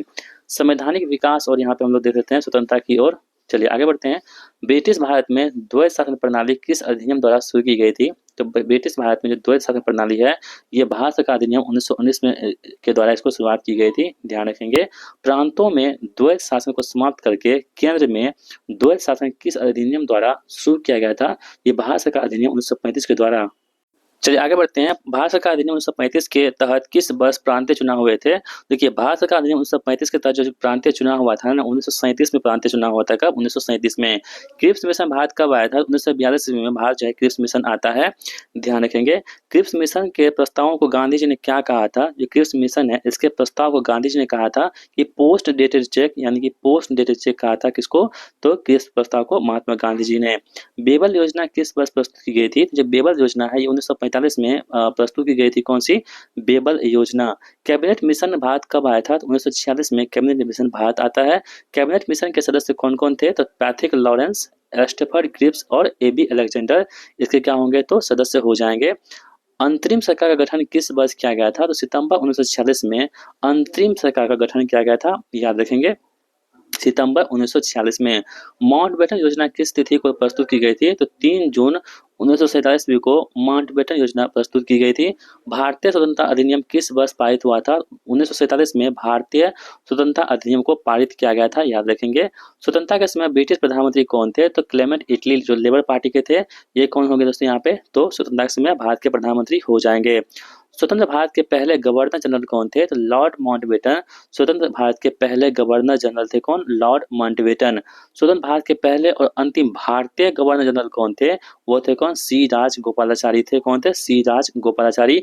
जब आपको भारतीय पूछेगा ना, भारतीय, तब आपको सी राजगोपालाचारी बताना होगा। यदि भारतीय ना पूछे तो आपको लॉर्ड माउंटबेटन ही टिक करना होगा, तब जाके आपका क्वेश्चन सही हो पाएगा। गांधी जी की मृत्यु कब हुई थी? तो 30 जनवरी 1948 को नाथूराम गोडसे ने गोली मार करके महात्मा गांधी जी की मृत्यु मतलब कि मौत हो गई थी उस वक्त। अब देखिए प्रमुख जैन विद्रोह को हम यहाँ पे देख लेते हैं। शिक्षा और प्रेस का विकास, ठीक है। तो भारत में पहला समाचार पत्र कौन सा था? तो बंगाल गजट था, जो कि 1780 में इसका प्रकाशन किया गया था। ये भारत में पहला समाचार पत्र हो जाएगा। कौन सा? बंगाल गजट।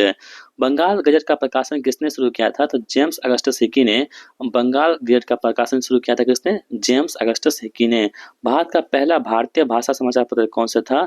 ये था समाचार दर्पण, बंगाली में 1828 में। ये भारत का पहला भारतीय भाषा समाचार पत्र हो जाएगा। वर्नाकुलर प्रेस एक्ट जो है, देसी भाषा प्रेस अधिनियम, किस वर्ष पारित हुआ था? 1878 में लॉर्ड लिटन द्वारा इसको प्रारंभ किया गया था। किस वायसराय ने वर्नाकुलर प्रेस एक्ट को समाप्त कर दिया था? 1882 ईस्वी में लॉर्ड रिपन ने वर्नाकुलर प्रेस एक्ट को समाप्त किया था। कब? 1882 ईस्वी में लॉर्ड रिपन ने। मिरात उल अखबार जो फारसी भाषा का था, का प्रकाशन किसने शुरू किया था? तो राजा राम मोहन राय ने मिरात उल अखबार का यहाँ पे प्रकाशन को शुरू किया था। अमृत बाजार पत्रिका के संस्थापक कौन हो जाएंगे? शिशिर कुमार घोष। यहाँ पे अमृत बाजार पत्रिका के संस्थापक हो जाएंगे कौन? शिशिर कुमार घोष। किस समाचार पत्र ने वर्नाकुलर प्रेस एक्ट से बचने के लिए रातों रात अपनी भाषा बदल दी थी? अमृत बाजार पत्रिका ने अपनी भाषा बंगाली से क्या कर दी थी? अंग्रेजी कर दी थी रातों रात। हिंदू समाचार पत्र के संस्थापक कौन हो जाएंगे? जो हिंदू समाचार पत्र है, इसके संस्थापक जी सुब्रमण्यम अय्यर हो जाएंगे, हिंदू समाचार पत्र के संस्थापक। केसरी जो मराठा में लिखी गई थी और मराठा अंग्रेजी में, समाचार पत्र के संपादक कौन हो जाएंगे? तो बाल गंगाधर तिलक इसके संपादक हो जाएंगे। हालांकि दोस्तों ये प्रश्न यहाँ पे रिपीट हो चुके हैं, पर कोई बात नहीं, आपको याद करना है, आप लोग याद कर सकते हो। इंडियन मिरर समाचार पत्र का प्रकाशन कहाँ होता था? तो इसका प्रकाशन कहाँ पे? कोलकाता में होता था, याद रखेंगे। कॉमरेड और हमदर्द नामक पत्रों का प्रकाशन किसने किया था? जो कॉमरेड हो गया और हमदर्द हो गया, इसका प्रकाशन जो है मौलाना मोहम्मद अली ने किया था, याद रखेंगे। भारत में आधुनिक शिक्षा प्रणाली की नींव किस चार्टर अधिनियम से पड़ी थी? तो चार्टर अधिनियम 1813 के तहत जो है भारत में आधुनिक शिक्षा प्रणाली की नींव पड़ी थी। शिक्षा पर मैकाले का विवरण पत्र किस वर्ष आया था? तो शिक्षा पर जब मैकाले का विवरण पत्र आया था 1835 में, शिक्षा पर मैकाले का विवरण पत्र आया था। शिक्षा पर वुड डिस्पेच यानी कि भारतीय शिक्षा का मैग्ना कार्टा कब आया था? 1854 ईस्वी में भारत में शिक्षा पर वुड डिस्पेच आया था। वुड डिस्पेच के तहत किस शहर में विश्वविद्यालय स्थापित किए गए थे? तो वुड डिस्पेच के तहत जो है यहाँ पे किस शहर में? तो यहाँ पे कलकत्ता, मुंबई और मद्रास में 1857 ईस्वी में विश्वविद्यालय की स्थापना की गई थी वुड डिस्पेच के तहत, याद रखेंगे। और हंटर कमीशन की स्थापना हंटर कमीशन जो शिक्षा संबंधित है, किस वर्ष नियुक्त किया गया था? 1882 ईस्वी में हंटर कमीशन को नियुक्त किया गया था, जो कि शिक्षा से संबंधित हो जाएगा। सैडलर आयोग जो है कोलकाता विश्वविद्यालय से संबंधित है, कि नियुक्ति कब हुई थी? 1917 ईस्वी में सैडलर आयोग बना था, 1917 ईस्वी में, याद रखेंगे। बनारस हिंदू विश्वविद्यालय यानी कि बीएचयू की स्थापना किसने की थी? तो बनारस हिंदू विश्वविद्यालय बीएचयू, इसकी स्थापना किसने किया था? तो मदन मोहन मालवीय ने बीएचयू की स्थापना किया था, याद रखेंगे। अलीगढ़ मुस्लिम विश्वविद्यालय यानी कि एएमयू किस संस्था के रूप में शुरू किया गया था? तो मोहम्मदन एंग्लो ओरिएंटल कॉलेज के रूप में इसको स्टार्ट किया गया था। भारत में प्रशासनिक सेवाएं यानी कि सिविल सर्विसेज किस अधिनियम द्वारा खुली प्रतियोगिता के लिए खोली गई थी? तो चार्टर अधिनियम 1853 के द्वारा इसे खुली प्रतियोगिता के रूप में खोली गई थी। भारत में पहली बार आयकर किसने लगाया था? तो जेम्स विल्सन ने 1860 ईस्वी में पहली बार आयकर लगाया था, यानी कि इनकम टैक्स लगाया था जेम्स विल्सन ने। कब? 1860 ईस्वी में। भारत में स्थानीय स्वशासन यानी कि लोकल सेल्फ गवर्नमेंट का जनक किसे कहते हैं? तो लॉर्ड रिपन को हम लोग भारत में स्थानीय स्वशासन का जनक के नाम से जानते हैं। फर्स्ट फैक्ट्री एक्ट यानी कि पहला कारखाना अधिनियम किस वर्ष पारित हुआ था? 1881 में पहला फैक्ट्री अधिनियम 1881 में लॉर्ड रिपन के समय प्रकाशित हुआ था, ध्यान रखेंगे। क्वेश्चन पूछेगा कि फर्स्ट फैक्ट्री एक्ट यानी पहला कारखाना अधिनियम किस वर्ष पारित हुआ था? तो 1881 में लॉर्ड रिपन ने प्रकाशित किया था पहला फैक्ट्री अधिनियम को। इंडियन एसोसिएशन की स्थापना किसने किया था? तो इंडियन एसोसिएशन की स्थापना सुरेंद्रनाथ बनर्जी और आनंद मोहन बोस ने 1876 में किए थे। इंडियन एसोसिएशन की स्थापना सुरेंद्रनाथ बनर्जी और आनंद मोहन बोस ने 1876 में किए थे, याद रखना है आप लोगों को। चलिए बढ़ते हैं, टॉपिक नंबर 14 हमारे पास है यहाँ पर। देखिए प्रमुख किसान और जनजातीय विद्रोह हमारे पास दे रखा है, ठीक है। संथाल विद्रोह का नेतृत्व किसने किया था? तो संथाल जो विद्रोह हमारे पास हो जाएगा ना, इसका नेतृत्व किया था किसने? सिद्धू और कान्हू ने संथाल विद्रोह का नेतृत्व किया था। संथाल विद्रोह किस क्षेत्र में हुआ था? तो राजमहल पहाड़ी जो है झारखंड, यहाँ पे संथाल विद्रोह होता है। नील विद्रोह 1859 से 60 मुख्य रूप से किस राज्य में हुआ था? तो बंगाल में हुआ था नील विद्रोह 1859-60 ईस्वी में, याद रखेंगे।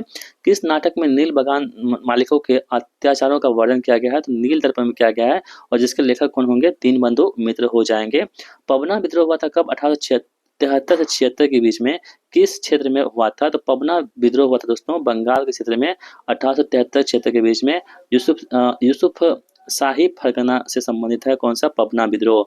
दक्कन किसान विद्रोह किस वर्ष हुआ था? तो दक्कन जो किसान विद्रोह है दोस्तों, ये 1875 में हुआ था, पुणे और अहमदनगर में। दक्कन किसान विद्रोह हुआ था पुणे और अहमदनगर में 1875 ईस्वी में, याद रखेंगे। मोपला विद्रोह 1921 में किस राज्य से संबंधित है? दोस्तों मोपला जो विद्रोह है ना, ये 1921 में ये केरल जो है मलाबार तट से संबंधित होगा। कौन सा? मोपला विद्रोह। मोपला विद्रोह का मुख्य कारण क्या था? तो किसानों पर जमींदारों और ब्रिटिश अधिकारियों के अत्याचार से संबंधित है। कौन सा? मोपला विद्रोह। रामोसी विद्रोह का नेतृत्व किसने किया था? तो चित्तूर सिंह और वासुदेव बलवंत फड़के ने रामोसी विद्रोह का यहाँ पे नेतृत्व किया था। किसने? चित्तूर सिंह और वासुदेव बलवंत फड़के ने। मुंडा विद्रोह उलगुलान विद्रोह, इसे क्या बोलते हैं हम लोग? उलगुलान विद्रोह के नाम से भी जानते हैं। इसका नेतृत्व किसने किया था? तो बिरसा मुंडा ने मुंडा विद्रोह का नेतृत्व किया था। बिरसा मुंडा को किस नाम से जानते हैं हम लोग? धरती आबा के नाम से जानते हैं। किसको? बिरसा मुंडा को।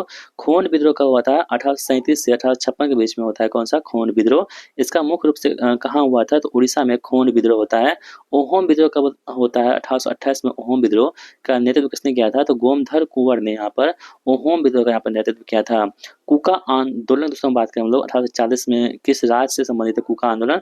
कुका कहाँ से होगा? पंजाब से होगा। ये कब हुआ था? 1840 में हुआ था। कूका आंदोलन के संस्थापक कौन थे? तो भगत जवाहर मल थे कूका आंदोलन के संस्थापक। इसके जो है सियान साहब के नाम से भी जानते हैं। पागलपंथी विद्रोह का नेतृत्व किसने किया था? तो टीपू शाह ने पागलपंथी विद्रोह का नेतृत्व किया था। करमशाह का पुत्र कौन था? टीपू शाह, जिन्होंने यहाँ पर पागलपंथी विद्रोह का नेतृत्व किया था। तीतू मीर किस विद्रोह के नेता थे? बहावी आंदोलन समय थे। कौन? तीतू मीर। चुआर विद्रोह 1798 में किस क्षेत्र से संबंधित था? तो बंगाल या मिदनापुर से संबंधित था। कौन सा? चुआर विद्रोह 1798 वाला। खेड़ा सत्याग्रह की बात दोस्तों 1928 में गांधी जी के मुख्य नेता कौन थे? वल्लभ भाई पटेल यहाँ पे इसके कहोगे मुख्य नेता हो जाएंगे। बारदोली सत्याग्रह 1928 का नेतृत्व किसने किया था? तो सरदार वल्लभ भाई पटेल ने बारदोली सत्याग्रह का नेतृत्व किया था। कब हुआ था? 1928 में। वल्लभ भाई पटेल को सरदार की उपाधि किसने दिया था? तो दोस्तों जो वल्लभ भाई पटेल को सरदार की उपाधि मिली थी, किस आंदोलन के दौरान मिली थी? तो बारदोली सत्याग्रह के दौरान मिली थी सरदार की उपाधि। एका आंदोलन 1921 किस क्षेत्र में हुआ था? तो उत्तर प्रदेश बहराइच में, यहाँ पे हरदोई और बहराइच में एका आंदोलन हुआ था 1921 में।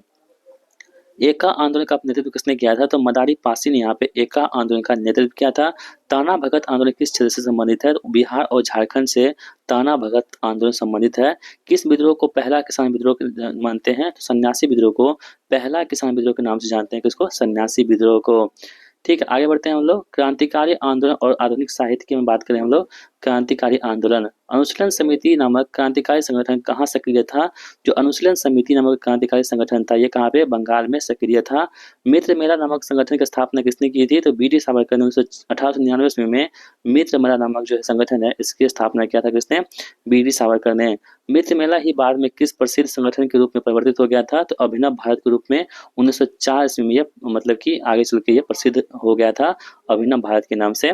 Indian home rule society India house की स्थापना किसने किया था? तो श्यामजी कृष्ण वर्मा ने 1905 लंदन में इंडियन हाउस जो है स्थापना किया था। लंदन में मदन लाल ढींगरा ने किस ब्रिटिश अधिकारी को गोली मारी थी? तो कर्जन वायली की हत्या किसने किया था? तो मदन लाल ढींगरा ने। कहाँ पे? लंदन में किए थे। आप लोग याद रखेंगे। अलीगढ़ संयंत्र केस में किसे मुक्त आरोपी बनाया गया था? तो अरविंद घोष को अलीपुर संयंत्र केस में जो है मुख्य आरोपी बनाया गया था। किसको? अरविंद घोष को। काकोई ट्रेन एक्शन 1925 का नेतृत्व किसने किया था? तो राम प्रसाद बिस्मिल और अशफाक उल्लाह खान ने काकोई ट्रेन एक्शन 1925 का नेतृत्व किया था। हिंदुस्तान रिपब्लिकन एसोसिएशन HRA की स्थापना किस वर्ष हुई थी? तो 1924 में सचिन सान्याल ने किया था एचआरए की स्थापना 1924 में। एचआरए का नाम बदल करके एचएसआरए किसने किया था? तो चंद्रशेखर आजाद ने 1928 में जो है यहाँ पर एचआरए का नाम चेंज करके एचएसआरए रखा था। एचएसआरए की स्थापना कहाँ हुई थी? तो फिरोज शाह कोटला मैदान दिल्ली में हुई थी। ठीक है, इसे आप लोग अब क्या बोलते हैं? अरुण जेटली स्टेडियम के नाम से जानते हैं। भगत सिंह और बटुकेश्वर दत्त ने केंद्रीय विधानसभा में बम कब फेंका था? तो 8 अप्रैल 1929 ईस्वी को भगत सिंह और बटुकेश्वर दत्त ने केंद्रीय विधानसभा में क्या कहा था? बम फेंक दिया था। भगत सिंह और सुखदेव और राजगुरु को किस केस में फांसी दी गई थी? तो लाहौर संयंत्र केस में फांसी दी गई थी। ध्यान रखना है आपको, भगत सिंह, सुखदेव और राजगुरु को किस जो है केस में फांसी हुई थी? तो लाहौर संयंत्र केस में हुई थी, जो सैंडर्स की हत्या है इसमें हुई थी। ठीक है, याद रखेंगे। भगत सिंह को फांसी कब दी गई थी? तो 23 मार्च 1931 को भगत सिंह को फांसी दी गई थी। इसको भी आप लोग ध्यान में रखोगे। आगे बढ़ते हैं। चटगांव शस्त्र का छापा 1930 में किसने आयोजित किया था? सूर्य सेन, जिसे मास्टर दा के नाम से जानते हैं, इन्होंने किया था। सूर्य सेन किस नाम से लोकप्रिय थे? तो मास्टर दा के नाम से प्रसिद्ध थे। जतिन दास की मृत्यु किस घटना के दौरान हुई थी? तो भूख हड़ताल, जेल में जतिन दास की मृत्यु हो गई थी। गदर पार्टी की स्थापना किसने किया था? तो लाला हरदयाल और जसवंत सिंह भाखड़ा ने गदर पार्टी की स्थापना सैन फ्रांसिस्को में किया था। याद रखेंगे। गदर पार्टी का मुख्यालय कहाँ पे है? तो सैन फ्रांसिस्को अमेरिका में स्थित है। किस महिला क्रांतिकारी ने दीक्षांत समारोह में गवर्नर पर गोली चलाई थी? बीना दास ने। किसने? बीना दास ने। किस महिला क्रांतिकारी ने दीक्षांत समारोह में गवर्नर पर गोली चलाई थी? बीना दास ने। मैडम भिखाजी कामा ने किस वर्ष जर्मनी के में भारतीय झंडा फहराया था? 1907 के जर्मनी के स्टटगार्ट में मैडम भिखाजी कामा ने झंडा फहराया था। कब? 1907 ईस्वी में। मैडम भिखाजी कामा को भारतीय क्रांति के क्या कहते हैं? जननी, मदर ऑफ इंडियन रिवोल्यूशन कहते हैं। कामागाटा मारू क्या था? एक जापानी जहाज था। क्या था? एक जापानी जहाज था। रास बिहारी बोस ने किस देश में आजाद हिंद फौज का गठन किया था? टोक्यो जापान में रास बिहारी बोस ने आजाद हिंद फौज का गठन किया था। इंडियन इंडिपेंडेंस लीग का स्थापना किसने किया था? तो जो इंडियन इंडिपेंडेंस लीग है इसका स्थापना रास बिहारी बोस ने किया था। इंडियन इंडिपेंडेंस लीग का स्थापना किसने किया था? रास बिहारी बोस ने। खुदीराम बोस को किस केस में फांसी दी गई थी? तो खुदीराम बोस को फांसी दी गई थी मुजफ्फरपुर षड्यंत्र केस में। किंग्सफोर्ड की हत्या का प्रयास करने में खुदीराम बोस को यहाँ पे फांसी दी गई थी। आप लोग ध्यान रखोगे। चलिए अगला टॉपिक देखते हैं। यहाँ पे हम लोग आधुनिक साहित्य और पुस्तकें हम देख लेते हैं। हम लोग आनंद मठ उपन्यास के लेखक कौन हो जाएंगे? बंकिम चंद्र चटर्जी। आनंद मठ जो उपन्यास है इसके लेखक हो जाएंगे बंकिम चंद्र चटर्जी। आनंद मठ का कथानक किस विद्रोह पर आधारित है? तो सन्यासी विद्रोह पर आधारित है। कौन सा? आनंद मठ। राष्ट्रीय गीत वंदे मातरम किस पुस्तक से लिया गया है? तो आनंद मठ से लिया गया। कौन सा? वंदे मातरम राष्ट्रीय गीत को। नील दर्पण जो नाटककार है इसके लेखक हो जाएंगे तो दीनबंधु मित्र हो जाएंगे। कौन सा? नील दर्पण के। केसरी मराठा समाचार पत्र के संस्थापक कौन थे? बाल गंगाधर तिलक थे। गीता रहस्य नामक प्रसिद्ध ग्रंथ किसने लिखा है? तो बाल गंगाधर तिलक ने। गीता रहस्य जो है प्रसिद्ध जो है ग्रंथ को लिखा किसने? बाल गंगाधर तिलक ने। पाथेर दाबी पथ का दावा उपन्यास किसने लिखा है? तो शरद चंद्र चटर्जी ने पाथेर दाबी यानी कि पथ का दावा उपन्यास को लिखा है। सत्याप्रकाश नामक पुस्तक किस भाषा में लिखी गई थी? तो हिंदी में लिखी गई थी सत्याप्रकाश नामक पुस्तक दयानंद सरस्वती के द्वारा।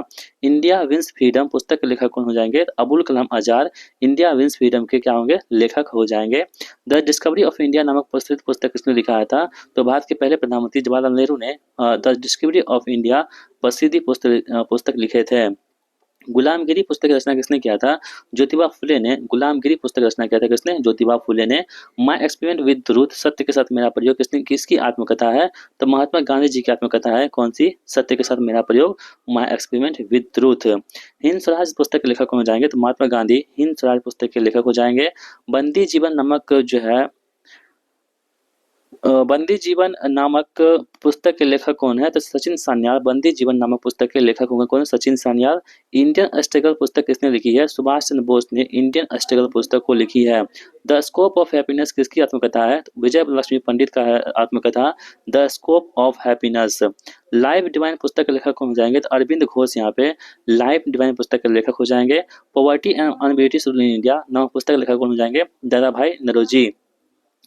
भारत भारती नामक कृति के लेखक कौन है? यहाँ पे मैथिली शरण गुप्त यहाँ पे भारत भारती नामक कृति के लेखक हो जाएंगे। वर्तमान भारत नामक पुस्तक किसने लिखा था? जो वर्तमान भारत है, स्वामी विवेकानंद ने यहाँ पे वर्तमान भारत नामक पुस्तक को लिखा था। काले पानी की सजा किसे मिली थी? तो बी टी सावरकर को यहाँ पे काले पानी की सजा मिली थी। कहाँ पे? सेलुलर जेल में बी टी सावरकर को। सोम प्रकाश नामक बंगाली साप्ताहिक पत्र किसने शुरू किया था? तो ईश्वर चंद्र विद्यासागर ने सोम प्रकाश नामक जो है बंगाली साप्ताहिक पत्र को शुरुआत किया था। किसने? ईश्वर चंद्र विद्यासागर ने। अल हिलाल जैसे उर्दू साप्ताहिक का प्रकाशन किसने किया था? अबुल कलाम आजाद ने किया था। कॉमनवेल्थ और न्यू इंडिया समाचार पत्रों का प्रकाशन किसने किया था? तो एनी बेसेंट ने कॉमनवेल्थ और जो न्यू इंडिया समाचार पत्र है इसको स्थापना किया था। ए नेशन इन मेकिंग किसकी आत्मकथा है? A nation in making Surendranath Banerjee की आत्मकथा है। कौन सा? ए नेशन इन मेकिंग किसकी आत्मकथा है? सुरेंद्रनाथ बनर्जी की। चलिए आगे बढ़ते हैं। ब्रिटिश काल में आर्थिक नीतियां और कृषि व्यवस्था की हम बात करें यहाँ पे, तो भू राजस्व व्यवस्था अस्थायी बंदोबस्त परमानेंट सेटलमेंट किसने लागू किया था? तो लॉर्ड कॉर्नवालिस ने 1793 में लागू किया था। अस्थायी बंदोबस्त को किस नाम से भी जानते हैं? तो जमींदारी या स्तंभदारी व्यवस्था बंदोबस्त के नाम जानते हैं किसको? अस्थायी बंदोबस्त को। अस्थायी बंदोबस्त के तहत जमीन का मालिक किसे बनाया गया था? जो अस्थायी बंदोबस्त हुई थी इसके तहत हम बात करें कि जमीन का मालिक कौन होता था? तो जमींदार इसके मालिक होते थे। किसके तहत? अस्थायी बंदोबस्त के तहत। अस्थायी बंदोबस्त ब्रिटिश भारत के कितने परसेंट भूभाग पर लागू हुआ था? तो अस्थायी बंदोबस्त जो है भारत के 19% भाग पर लागू हुआ था। कितने? 19% भाग पर। रजतवाड़ी व्यवस्था मुख्य रूप से कहाँ लागू की गई थी? तो ये मद्रास और बम्बई में जो प्रेसिडेंसी थी वहां पे रजतवाड़ी व्यवस्था को लागू की गई थी। ध्यान रखेंगे। रजतवाड़ी व्यवस्था के जनक कौन हो जाएंगे? तो थॉमस मुनरो और जो कैप्टन रीड है वो क्या होंगे? तो रजतवाड़ी व्यवस्था के संस्थापक हो जाएंगे, जनक हो जाएंगे कौन? थॉमस मुनरो और कैप्टन रीड। रैयतवाड़ी व्यवस्था में जमीन का मालिक किसे माना गया है? तो सीधे किसानों को माना गया। किसे? सीधे किसानों को। रैयतवाड़ी व्यवस्था में जमीन का मालिक किसे माना गया है? तो सीधे किसान रैयत को माना गया है। ठीक है, याद रखेंगे।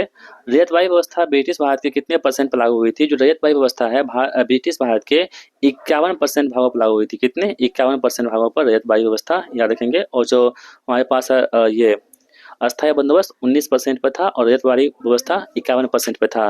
महलबारी व्यवस्था कहाँ लागू की गई थी? तो गंगा घाटी, मध्य भारत और पंजाब में महलबारी व्यवस्था लगाई गई थी। कहाँ पे? गंगा घाटी, मध्य भारत और पंजाब में इसको लागू किया गया था। महलबारी व्यवस्था को का जनक कौन हो जाएंगे? तो हॉल्ट मैकेंजी महलबारी व्यवस्था के जनक हो जाएंगे। महलबारी व्यवस्था में राजस्व का निर्धारण किसके साथ होता था? पूरे गांव या महल के साथ संयुक्त रूप से यहाँ पे होता था। किसमें? महलबारी व्यवस्था में। महलबारी व्यवस्था ब्रिटिश भारत के कितने परसेंट पर लागू हुई थी? तो 30% लागू हुई थी। इसे आप लोग ध्यान रखोगे। किस व्यवस्था के तहत राजस्व जमा न होने पर किसानों की जमीन छीन ली जाती थी? वो था रैयतवाड़ी व्यवस्था। किस व्यवस्था को के तहत सूर्यास्त नियम सनसेट लॉ लागू हुआ था? तो अस्थायी बंदोबस्त के तहत यहाँ पे सूर्यास्त नियम को लागू किया गया था। किस भू राजस्व व्यवस्था ने सबसे ज्यादा कृषि का व्यवसायीकरण किया था? तो रैयतवाड़ी व्यवस्था ने सबसे अधिक जो है कृषि का यहाँ पे व्यवसायीकरण किया था। ध्यान रखेंगे। चलिए 18वां टॉपिक हमारे पास है कि आर्थिक प्रभाव और औद्योगिक विकास। ठीक है। ड्रेन और वेल्थ यानी धन निष्कासन का सिद्धांत किसने दिया था? तो दादा भाई नौरोजी ने दिया था। Poverty and British rule of India नामक पुस्तक के लेखक कौन हो जाएंगे? दादा भाई नौरोजी हो जाएंगे। भारत में पहली सूती मिल कहाँ स्थापित की गई थी? तो बम्बई में 1854 में भारत में पहली सूती मिल स्थापित की गई थी। ध्यान रखेंगे आप लोग। भारत का पहला जूट उद्योग कहाँ स्थापित किया गया था? दोस्तों रिसरा बंगाल में 1855 में भारत में पहला जूट उद्योग यहाँ पे स्थापित किया गया था। भारत में आयरन और स्टील उद्योग कंपनी टिस्को स्थापना कहाँ हुई थी? जमशेदपुर में। कब? 1907 में हुई थी। आप लोग इसे भी ध्यान रखोगे। Tata iron steel company TISCO के संस्थापक कौन हो जाएंगे? जमशेद जी टाटा इसके क्या होंगे? संस्थापक हो जाएंगे। भारत में औद्योगिक आयोग की स्थापना किस वर्ष हुई थी? तो जो भारत में औद्योगिक आयोग है इसकी स्थापना 1916 ईस्वी में हुई थी। भारत में पहली आधुनिक कागज मिल कहाँ स्थापित हुए थे? तो श्रीरामपुर जो है बंगाल में भारत में पहली बार आधुनिक कागज यहाँ पे स्थापित की गई थी। ध्यान रखेंगे। ब्रिटिश भारत के दौरान भारत में किस उद्योग का पतन हुआ था? तो पारंपरिक हस्तशिल्प और कपड़ा उद्योग का यहाँ पे क्या हुआ था? तो पतन हो गया था। किस ब्रिटिश अधिकारी ने भारतीय हस्तशिल्प के पतन को डी इंडस्ट्रियलाइजेशन विऔद्योगिकरण कहा था? तो विलियम डिग्बी ने कहा था। भारत में पहला वित्त आयोग कब स्थापित हुआ था? 1870 ईस्वी में लॉर्ड मेयो के समय में भारत में पहला वित्त आयोग यहाँ पे स्थापित हुआ था, फाइनेंस कमीशन। ब्रिटिश भारत में पहली रेलवे लाइन कहाँ से कहाँ तक चली थी? तो मुंबई से थाने के बीच में कब हुई थी? 34 किलोमीटर 1853 ईस्वी में चालू की गई थी। रेलवे के विकास का श्रेय किस गवर्नर जनरल को दिया जाता है? लॉर्ड डलहौजी को दिया जाता है। भारत में पहला डाकघर कहाँ खोला गया था? कलकत्ता में 1770 ईस्वी में यहाँ पे कोलकाता में पहला डाकघर खोला गया था, ध्यान रखेंगे। भारत में पहला टेलीग्राफ लाइन कहाँ से कहाँ तक बिछाई गई थी? कलकत्ता से आगरा के बीच में भारत में पहला टेलीग्राफ लाइन बिछाई गई थी 1853 ईस्वी में। इकोनॉमी हिस्ट्री ऑफ इंडिया पुस्तक के लेखक कौन हो जाएंगे? आर.सी. दत्त जो है, रमेश चंद्र दत्त, ये क्या होंगे? इकोनॉमी हिस्ट्री ऑफ इंडिया पुस्तक के लेखक हो जाएंगे। भारतीय अर्थशास्त्र के जनक के रूप में किसे जानते हैं? दादा भाई नौरोजी को भारतीय अर्थशास्त्र के जनक के रूप में जानते हैं। भारत में आयकर यानी इनकम टैक्स को कानूनी रूप से कब लागू किया गया था? तो 1860 ईस्वी में जेम्स विल्सन के द्वारा भारत में आयकर को पहली बार लागू किया गया था कानूनी रूप से। ब्रिटिश भारत में टेक्सटाइल उद्योग का मुख्य केंद्र कहाँ था? बम्बई और अहमदाबाद में ब्रिटिश भारत में टेक्सटाइल उद्योग का प्रमुख केंद्र हो जाएगा। स्वदेशी आंदोलन के दौरान किस उद्योग को सबसे ज्यादा बढ़ावा मिला था? तो कपड़ा उद्योग को सबसे अधिक यहाँ पे क्या हुआ था? बढ़ावा मिला था। आप लोग ध्यान में रख सकते हो इसको। चलिए आगे बढ़ते हैं हम लोग। टॉपिक नंबर 19वां हमारे पास है कि नागरिक और सैन्य विद्रोह तथा अन्य अधिनियम, जैसे कि सन्यासी विद्रोह की मैं बात करें अगर, सन्यासी विद्रोह 1770 ईस्वी में किस क्षेत्र में हुआ था? ये कहाँ हुआ था? बंगाल में हुआ था। सन्यासी विद्रोह का उल्लेख किस प्रसिद्ध पुस्तक में है? तो आनंद मठ में हो जाएगा। फकीर विद्रोह का नेतृत्व किसने किया था? तो मंजून शाह और चिराग अली ने फकीर विद्रोह का यहाँ पर नेतृत्व किया था। पाइक विद्रोह 1817 ईस्वी कहाँ हुआ था? ओडिशा में हुआ था पाइक विद्रोह, ठीक है। वेल्लुथम्पी विद्रोह 1805 किस रियासत से संबंधित था? त्रावणकोर से संबंधित था। कैसे? त्रावणकोर से संबंधित था, याद रखोगे आप लोग। चलिए आगे बढ़ते हैं हम लोग। बहावी आंदोलन का मुख्य केंद्र क्या था? दोस्तों पटना था, ठीक है। बहावी जो आंदोलन है इसका मुख्य केंद्र कहाँ पे था? पटना था। अखिल भारतीय किसान सभा की स्थापना कब हुई थी? 1936 में अखिल भारतीय किसान सभा की स्थापना होती है 1936 में। अखिल भारतीय किसान सभा के पहले अध्यक्ष कौन थे? स्वामी सहजानंद सरस्वती थे अखिल भारतीय किसान सभा के पहले अध्यक्ष। फ्लेक्सिबल करेंसी सिस्टम, लचीली मुद्रा प्रणाली किस वायसराय के कार्यकाल में शुरू हुई थी? तो लॉर्ड कर्जन के समय में शुरू हुई थी। भारत में पहला विश्वविद्यालय अधिनियम किस वर्ष पारित हुआ था? 1904 में लॉर्ड कर्जन के समय में भारत में पहला विश्वविद्यालय अधिनियम को पारित किया गया था। किस वायसराय ने पुरातत्व विभाग यानी कि आर्कोलॉजिकल डिपार्टमेंट की स्थापना किया था? लॉर्ड कर्जन ने किया था। मार्ले मीटर सुधार अधिनियम मार्ले मीटर सुधार अधिनियम किस वर्ष पारित हुआ था? 1909 ईस्वी में मार्ले मीटर सुधार अधिनियम पारित हुआ था। मार्ले मीटर सुधार का मुख्य प्रावधान क्या था? तो मुस्लिमों के लिए पृथक निर्वाचन मंडल ये था। मॉन्टेग्यू चेम्सफोर्ड सुधार अधिनियम किस वर्ष लाया गया था? 1919 में मॉन्टेग्यू चेम्सफोर्ड सुधार अधिनियम लाया गया था।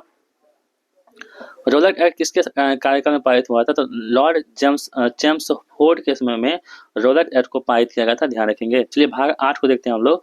आईएनए, स्वतंत्रता उपरांत घटनाक्रम और प्रमुख आंदोलन, जिसमें टॉपिक 20 हमारा होगा सुभाष चंद्र बोस और आजाद हिंद फौज।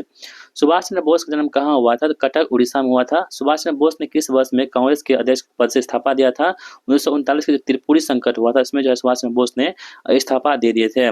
कांग्रेस से इस्तीफा देने के बाद सुभाष चंद्र बोस ने किस पार्टी की स्थापना की थी? तो फॉरवर्ड ब्लॉक की स्थापना की थी। कब? 1939 में। तुम मुझे खून दो मैं तुम्हें आजादी दूंगा का नारा किसने दिया था? सुभाष चंद्र बोस ने दिया था। सुभाष चंद्र बोस ने जय हिंद का नारा कहाँ दिया था? जर्मनी में, आजाद हिंद फौज के समय में जय हिंद का नारा किसने दिया था? सुभाष चंद्र बोस ने। कहाँ पर? जर्मनी में। कहाँ पे? जर्मनी में। आगे बढ़ते हैं हम लोग यहाँ पर। आजाद हिंद फौज आईएनए की स्थापना का विचार सबसे पहले किसने दिया था? तो आजाद हिंद फौज आईएनए इसकी स्थापना का विचार सबसे पहले मोहन सिंह ने दिया था। आईएनए की स्थापना वास्तव में किसने की थी? रास बिहारी बोस ने 1942 में आईएनए की स्थापना की थी वास्तविक रूप से। सुभाष चंद्र बोस को आईएनए की कमान किस वर्ष सौंपी गई थी? 1943 में आईएनए की कमान सुभाष चंद्र बोस को सौंपी गई थी। सुभाष चंद्र बोस ने कहाँ स्वतंत्र भारत की अस्थायी सरकार प्रोविजनल गवर्नमेंट की स्थापना की थी? कहाँ पे? सिंगापुर में। कहाँ पे किया था? सिंगापुर में। आईएनए में महिलाओं के लिए गठित रेजिमेंट का नाम क्या था? रानी झांसी रेजिमेंट था। क्या था? रानी झांसी रेजिमेंट। रानी झांसी रेजिमेंट का नेतृत्व किसने किया था? लक्ष्मी सहगल ने किया था। किसने? लक्ष्मी सहगल ने। आईएनए के सैनिकों पर प्रसिद्ध मुकदमा आईएनए ट्रायल्स कहाँ चलाया गया था? लाल किला दिल्ली में चलाया गया था। आईएनए मुकदमों से में बचाव पक्ष के वकीलों का नेतृत्व किसने किया था? भूला भाई देसाई ने किया था। किसने? भूला भाई देसाई ने। आईएनए के किन प्रमुख अधिकारियों पर मुकदमा चलाया गया था? तो प्रेम सहगल पर चलाया गया था, शहनवाज खान पर चलाया गया था और साथ ही में गुरबख्श सिंह ढिल्लों पर चलाया गया था। सुभाष चंद्र बोस ने नेताजी को उपाधि किसने दी थी? तो एडोल्फ हिटलर ने सुभाष चंद्र बोस को नेताजी को उपाधि दिए थे। सुभाष चंद्र बोस ने किस नाम से देश छोड़ दिया था? द ग्रेट एस्केप नाम से, यानी कि जियाउद्दीन। ठीक है। गांधी जी को राष्ट्रपिता कहकर किसने संबोधित किया था? सुभाष चंद्र बोस ने गांधी जी को राष्ट्रपिता के कहकर संबोधित किया था। दिल्ली चलो का नारा किसने दिया था? सुभाष चंद्र बोस ने दिया था। फॉरवर्ड ब्लॉक का मुख्य उद्देश्य क्या था? कांग्रेस के भीतर वामपंथी विचारधारा को बढ़ावा देना, यह क्या था? फॉरवर्ड ब्लॉक का मुख्य उद्देश्य हो जाएगा। अंडमान और निकोबार द्वीप समूह का नाम आईएनए द्वारा क्या रखा गया था? तो शहीद और स्वराज द्वीप है। अंडमान का नाम क्या है? तो शहीद है, और जो निकोबार है इसका नाम क्या है? तो यहाँ पे स्वराज द्वीप हो जाएगा। इसको आप लोग ध्यान रखोगे। चलिए टॉपिक नंबर 21 को देखते हैं हम लोग। स्वतंत्रता उपरांत घटनाक्रम और एकीकरण। स्वतंत्रता के बाद देशी रियासतों का एकीकरण करने का श्रेय किससे जाता है? तो सरदार वल्लभ भाई पटेल को। पटेल को किस नाम से जानते हैं हम लोग? भारत का बिस्मार्क या लौह पुरुष के नाम से जानते हैं। जूनागढ़ रियासत को भारत में कैसे मिलाया गया था? जनमत संग्रह के आधार पर जूनागढ़ को भारत में मिलाया गया था। हैदराबाद रियासत को भारत में कैसे मिलाया गया था? तो पुलिस कार्रवाई के द्वारा, यानी ऑपरेशन पोलो चलाया गया था, जिसके तहत हैदराबाद को मिलाया गया था, याद रखेंगे। जम्मू और कश्मीर को भारत में किस आधार पर मिलाया गया था? तो विलय पत्र के आधार पर मिलाया गया था जम्मू और कश्मीर को। आंध्र प्रदेश को भाषाई आधार पर अलग राज्य कब बनाया गया था? 1953 में बनाया गया था। आंध्र प्रदेश को भाषा आधारित बनने वाला पहला राज्य कौन सा था? आंध्र प्रदेश 1953 में। राज्य पुनर्गठन आयोग स्टेट रिकॉग्नाइजेशन कमीशन की स्थापना कब हुई थी? 1953 ईस्वी में राज्य पुनर्गठन आयोग की स्थापना होती है। इसके अध्यक्ष कौन थे? फजल अली थे। भारत का संविधान कब अपनाया गया था? तो भारत का संविधान 26 नवंबर 1949 को अपनाया गया था। भारत का संविधान कब लागू हुआ था? 26 जून 1950 को भारत का संविधान लागू होता है। स्वतंत्र भारत के पहले कानून मंत्री कौन थे? बी.आर. अम्बेडकर इसके पहले कानून मंत्री हो जाएंगे। स्वतंत्र भारत के पहले शिक्षा मंत्री कौन थे? अबुल कलाम आजाद पहले शिक्षा मंत्री हो जाएंगे। स्वतंत्र भारत के पहले प्रधानमंत्री कौन थे? जवाहरलाल नेहरू उसके प्रधानमंत्री हो जाएंगे। और स्वतंत्र भारत के पहले राष्ट्रपति कौन थे? डॉक्टर राजेंद्र प्रसाद इसके क्या होंगे? पहले राष्ट्रपति हो जाएंगे। भारत रत्न पुरस्कार किस वर्ष शुरू हुआ था? 1954 में शुरू हुआ था भारत रत्न पुरस्कार। और गुट निरपेक्ष आंदोलन एनएएम के संस्थापक कौन थे? जवाहरलाल नेहरू, टीटो, नासिर और सुकुरनो, ये सभी क्या थे? गुट निरपेक्ष आंदोलन के क्या होंगे? संस्थापक हो जाएंगे। चलिए अन्य महत्वपूर्ण आंदोलन और विद्रोह को देख लेते हैं हम लोग। चंपारण सत्याग्रह में गांधी जी को किसने बुलाया था? राजकुमार शुक्ला ने बुलाया था। नमक सत्याग्रह दांडी मार्च के समय वायसराय कौन था? लॉर्ड इरविन था। लाल कुर्ती आंदोलन यानी कि खुदाई खिदमतगार का नेतृत्व किसने किया था? तो खान बहादुर खान ने किया था। किसने? खान अब्दुल गफ्फार खान ने यहाँ पे खुदाई खिदमतगार का यहाँ पे नेतृत्व किया था। खान अब्दुल गफ्फार खान को किस नाम से जानते हैं हम लोग? सीमांत गांधी के नाम से जानते हैं। सविनय अवज्ञा आंदोलन के दौरान उत्तर पूर्वी भारत में नेतृत्व किसने किया था? रानी गिंडालियो ने किया था। किसने? रानी गिंडालियो ने किया था। व्यक्तिगत सत्याग्रह 1940 के दूसरे सत्याग्रही कौन थे? जवाहरलाल नेहरू पहले कौन थे यहाँ पे? विनोबा भावे। और तीसरे कौन थे? ब्रह्म दत्त थे, ध्यान रखेंगे। भारत छोड़ो आंदोलन का प्रस्ताव किस शहर में पारित हुआ था? बम्बई में, ग्वालियर टैंक मैदान में। भूदान आंदोलन 1951 का नेतृत्व किसने किया था? विनोबा भावे ने किया था। होम रूल लीग आंदोलन का मुख्य उद्देश्य क्या था? ब्रिटिश साम्राज्य के भीतर स्वशासन प्राप्त करना, यह था होम रूल लीग का प्रमुख उद्देश्य। अखिल भारतीय हरिजन सेवक संघ की स्थापना किसने किया था? तो महात्मा गांधी ने 1932 में अखिल भारतीय हरिजन सेवक संघ की स्थापना किया था। तेभागा आंदोलन 1946 का मुख्य मुद्दा क्या था? तो बटाईदारों द्वारा 2/3 फसल की मांग, ये क्या था? तेभागा आंदोलन का मुख्य उद्देश्य था। वारली विद्रोह 1945 किस राज्य में हुआ था? तो महाराष्ट्र में वारली विद्रोह 1945 हुआ था, महाराष्ट्र में। ठीक है, क्वेश्चन से पूछेगा कि वारली विद्रोह कहाँ हुआ था? 1945 में। कहाँ हुआ था? महाराष्ट्र में। पुनर्जागरण का जनक किसे कहते हैं? राजा राम मोहन राय को कहते हैं भारत में। किस सुधारवादी को नेता ने महाराष्ट्र में सार्वजनिक सत्य धर्म की शुरुआत की थी? ज्योतिबा फूले ने की थी। फ्रेजर कमीशन 1902 किससे संबंधित था? तो फ्रेजर कमीशन जो है पुलिस सुधार से था। 1902 वाला जो फ्रेजर कमीशन था 1902 में किससे संबंधित था? पुलिस सुधार से था। आगे बढ़ते हैं। भाग 9 हमारे पास होगा कला संस्कृति, महत्वपूर्ण तिथियां और विविध तथ्य। ठीक है। एशियाटिक सोसाइटी और बंगाल की स्थापना किसने किया था? सर विलियम जोन्स ने 1784 में किया था, ध्यान रखेंगे। कोलकाता मेडिकल कॉलेज की स्थापना किस वर्ष हुई थी? 1835 में कोलकाता मेडिकल कॉलेज की स्थापना होती है। और भारतीय पुरातत्व सर्वेक्षण ASI की स्थापना किसने किया था? अलेक्जेंडर ने किया था। किसने? अलेक्जेंडर ने किया था, याद रखेंगे आप लोग। अलेक्जेंडर कनिंघम ने 1861 में। बंगाल स्कूल ऑफ आर्ट के संस्थापक कौन थे? Arvindranath Ghosh Bengal school of art के संस्थापक हो जाएंगे। भारत माता नामक प्रसिद्ध चित्र किसने बनाया था? तो अरविंद्रनाथ टैगोर ने यहाँ पर बनाया था। विक्टोरिया मेमोरियल कोलकाता के निर्माण में किसका प्रमुख योगदान था? तो लॉर्ड कर्जन का यहाँ पे प्रमुख योगदान हो जाएगा। रामकृष्ण मिशन परमहंस का वास्तविक नाम क्या था? तो गदाधर चट्टोपाध्याय। जो रामकृष्ण परमहंस है इसका वास्तविक नाम क्या था? गदाधर चट्टोपाध्याय था। अलीगढ़ मुस्लिम विश्वविद्यालय एएमयू किस संस्था का परिवर्तित रूप है? मोहम्मदन एंग्लो ओरिएंटल कॉलेज का जो है परिवर्तित रूप हो जाएगा। भारत का राष्ट्रीय गीत वंदे मातरम पहली बार कब गाया गया था? 1896 में पहली बार गाया गया था कांग्रेस के अधिवेशन में, ठीक है, कोलकाता अधिवेशन में। भारतीय राष्ट्रीय कांग्रेस का नामकरण किसने किया था? दादा भाई नौरोजी ने भारतीय राष्ट्रीय कांग्रेस का नामकरण किया था। गोखले का वसीयतनामा पॉलिटिकल टेस्टमेंट ऑफ गोखले किससे संबंधित है? तो कांग्रेस और मुस्लिम लीग के बीच राजनीतिक सुधार से संबंधित हो जाएगा। इंडियन नेशनल आर्मी यानी कि आईएनए को आजाद हिंद फौज नाम किसने दिया था? सुभाष चंद्र बोस ने दिया था। जनगण मन को राष्ट्रीय गान के रूप में कब अपनाया गया था? 24 जनवरी 1950 को इसे अपनाया गया था। सांप्रदायिक निर्वाचन प्रणाली की शुरुआत कब हुई थी? लॉर्ड मिंटो सुधार 1909 के तहत हुई थी, ठीक है। भारत में लोक सेवा आयोग यानी कि पब्लिक सर्विस कमीशन का गठन किस कमीशन की सिफारिश हुई थी? ली कमीशन 1923 की सिफारिश पर हुई थी, ठीक है। अकाली आंदोलन का मुख्य उद्देश्य क्या था? गुरुद्वारों के प्रबंधन में सुधार। ये क्या था? अकाली आंदोलन का जो है मुख्य उद्देश्य क्या था? गुरुद्वारों में के प्रबंधन में सुधार करना।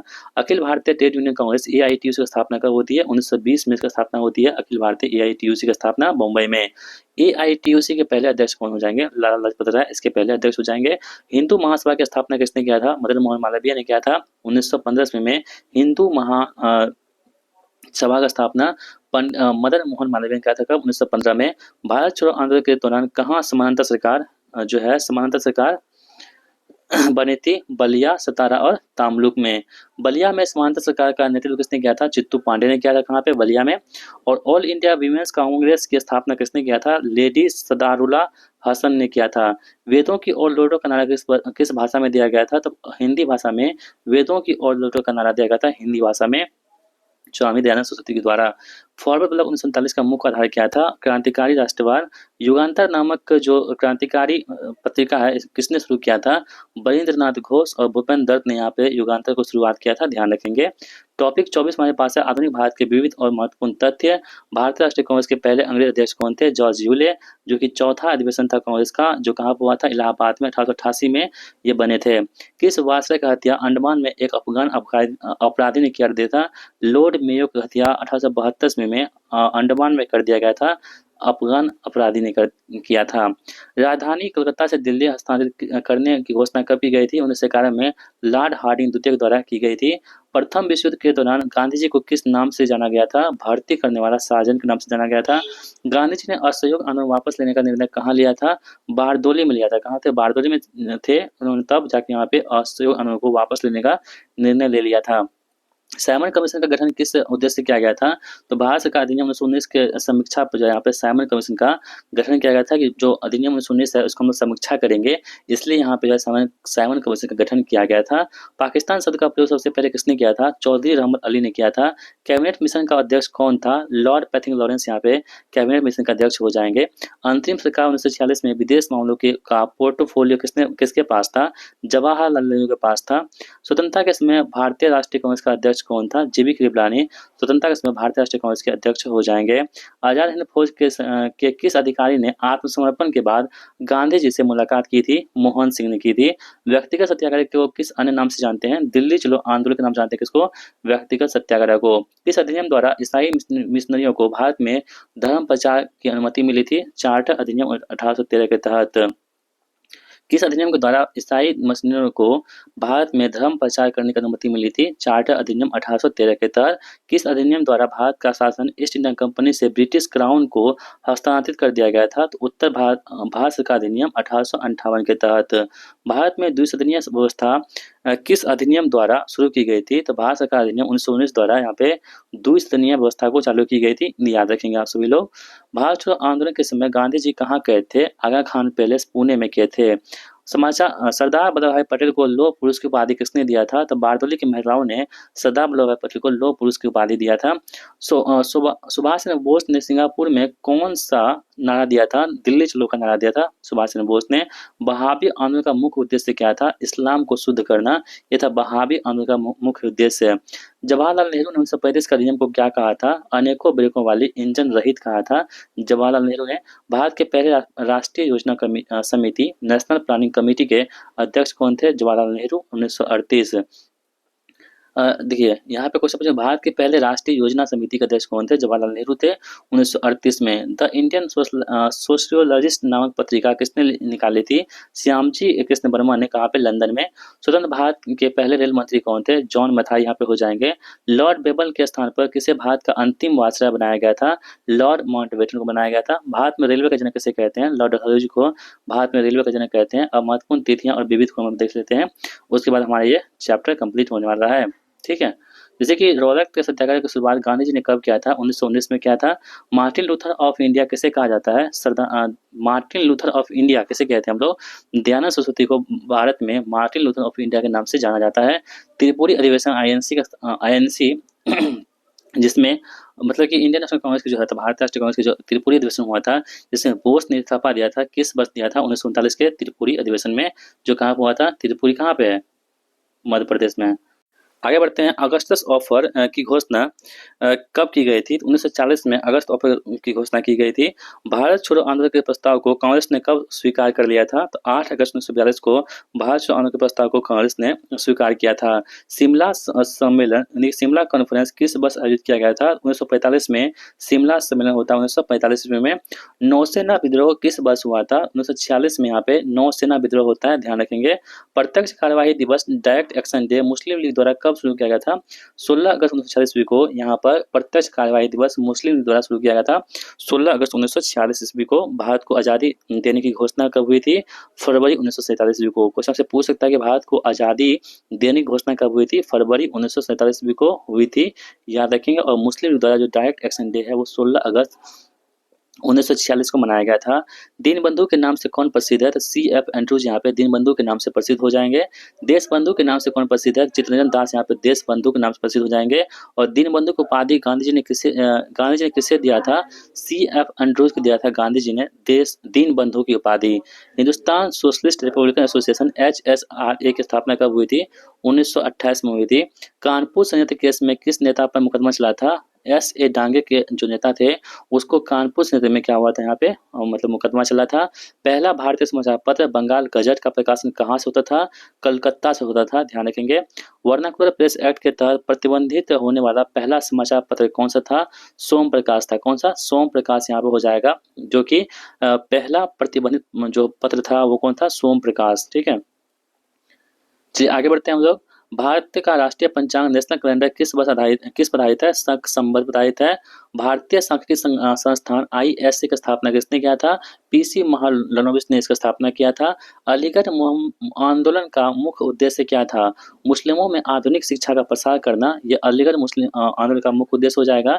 ए पैसेज टू इंडिया नामक उपन्यास किसने लिखा है? तो AM फॉरेस्टर ने ए पैसेज टू इंडिया नामक जो यहाँ पे उपन्यास को लिखा है। The Indian war of independence 1857 नामक पुस्तक किसने लिखा है? BD सावरकर ने लिखा है। किसने? BD सावरकर ने। सांडर्स की हत्या कब हुई थी? 1928 में सांडर्स की हत्या हो गई थी। कांग्रेस के कराची अधिवेशन 1931 की अध्यक्षता किसने किया था? सरदार वल्लभ भाई पटेल ने किया था। उसी में मौलिक अधिकार की बात भी कही गई थी। कराची अधिवेशन 1931 में कांग्रेस ने पहली बार किसकी मांग की थी? तो मौलिक अधिकारों की मांग की थी।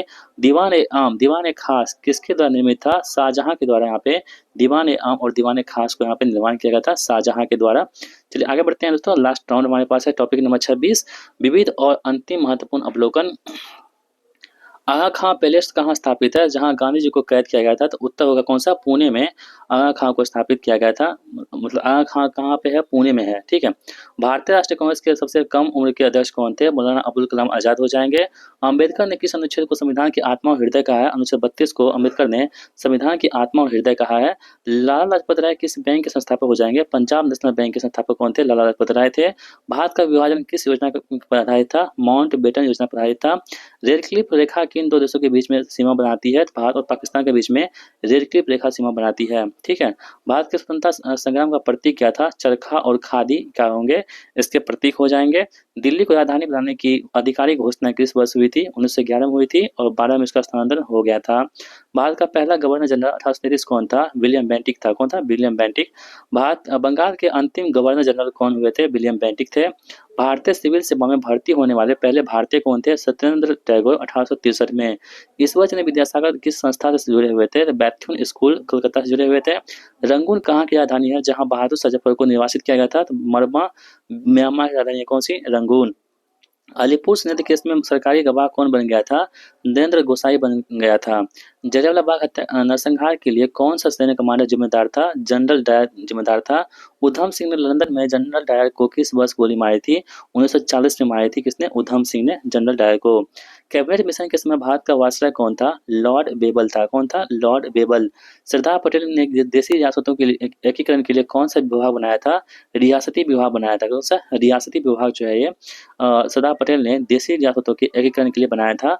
हिंद स्वराज पुस्तक गांधी जी ने किस भाषा में लिखी थी? गुजराती भाषा में लिखी थी। हिंद स्वराज पुस्तक जो है गांधी जी ने गुजराती भाषा में लिखे थे। वल्लभ भाई पटेल को सरदार की उपाधि देने का प्रस्ताव किसने दिया था? तो गांधी जी ने दिया था। किसने? गांधी जी ने प्रस्ताव दिया था, लेकिन दिया किसने था? तो बारडोली की महिलाओं ने। पहला आंग्ल सिख युद्ध किस संघर्ष के साथ समाप्त हुआ था? लाहौर की संधि के तहत जो है पहला आंग्ल सिख युद्ध हुआ था। 1846 में ये समाप्त हो गया था। अखिल भारतीय हरिजन सेवक संघ के पहले अध्यक्ष कौन थे? घनश्याम दास बिरला अखिल भारतीय हरिजन सेवक संघ के पहले अध्यक्ष हो जाएंगे। नवजीवन और यंग इंडिया समाचार पत्र किसने शुरू किया था? तो महात्मा गांधी ने शुरू किया था नवजीवन और यंग इंडिया। गोपाल कृष्ण गोखले ने सर्वेंट्स ऑफ इंडिया सोसाइटी की स्थापना कहाँ किए थे? तो पुणे में किए थे। कहाँ पे? पुणे में। आधुनिक भारतीय इतिहास का सबसे लंबा और महत्वपूर्ण चरण कौन सा था? तो गांधी युग था 1915 से 1947 के बीच में। ठीक है, तो दोस्तों हमने आप सभी को यहाँ पे टोटल 500 क्वेश्चन जो थे हमने आपको वन लाइन फॉर्मेट में करवा दिए हैं और ये पूरे 500 क्वेश्चन के थ्रू हमने आपके पूरे जो है मॉडर्न हिस्ट्री को कवर करने की कोशिश की है। उम्मीद करते हैं वीडियो आप सभी के एग्जाम के लिए बहुत इंपॉर्टेंट होगा। दोस्तों अगर आपको हमारी कंटेंट आपको पसंद आती है तो आप हमारे चैनल अंडरस्टूड स्टडी को अभी सब्सक्राइब कर लीजिए, क्योंकि आपको इस चैनल पर सिर्फ और सिर्फ अच्छे कंटेंट अपलोड किए जाते हैं जो आपके एग्जाम के रेलिवेंट होते हैं, जो आपके एग्जाम में सीधे आते हैं। तो ये वीडियो देखने के बाद आपका क्या राय है, आप लोग क्या सोचते हैं इस वीडियो के बारे में? एक अच्छा सा प्यारा सा कमेंट्स भी आप लोग जरूर कीजिएगा। दोस्तों मिलते हैं नेक्स्ट वीडियो में, तो तक जय Hind. Thank you so much watching my video.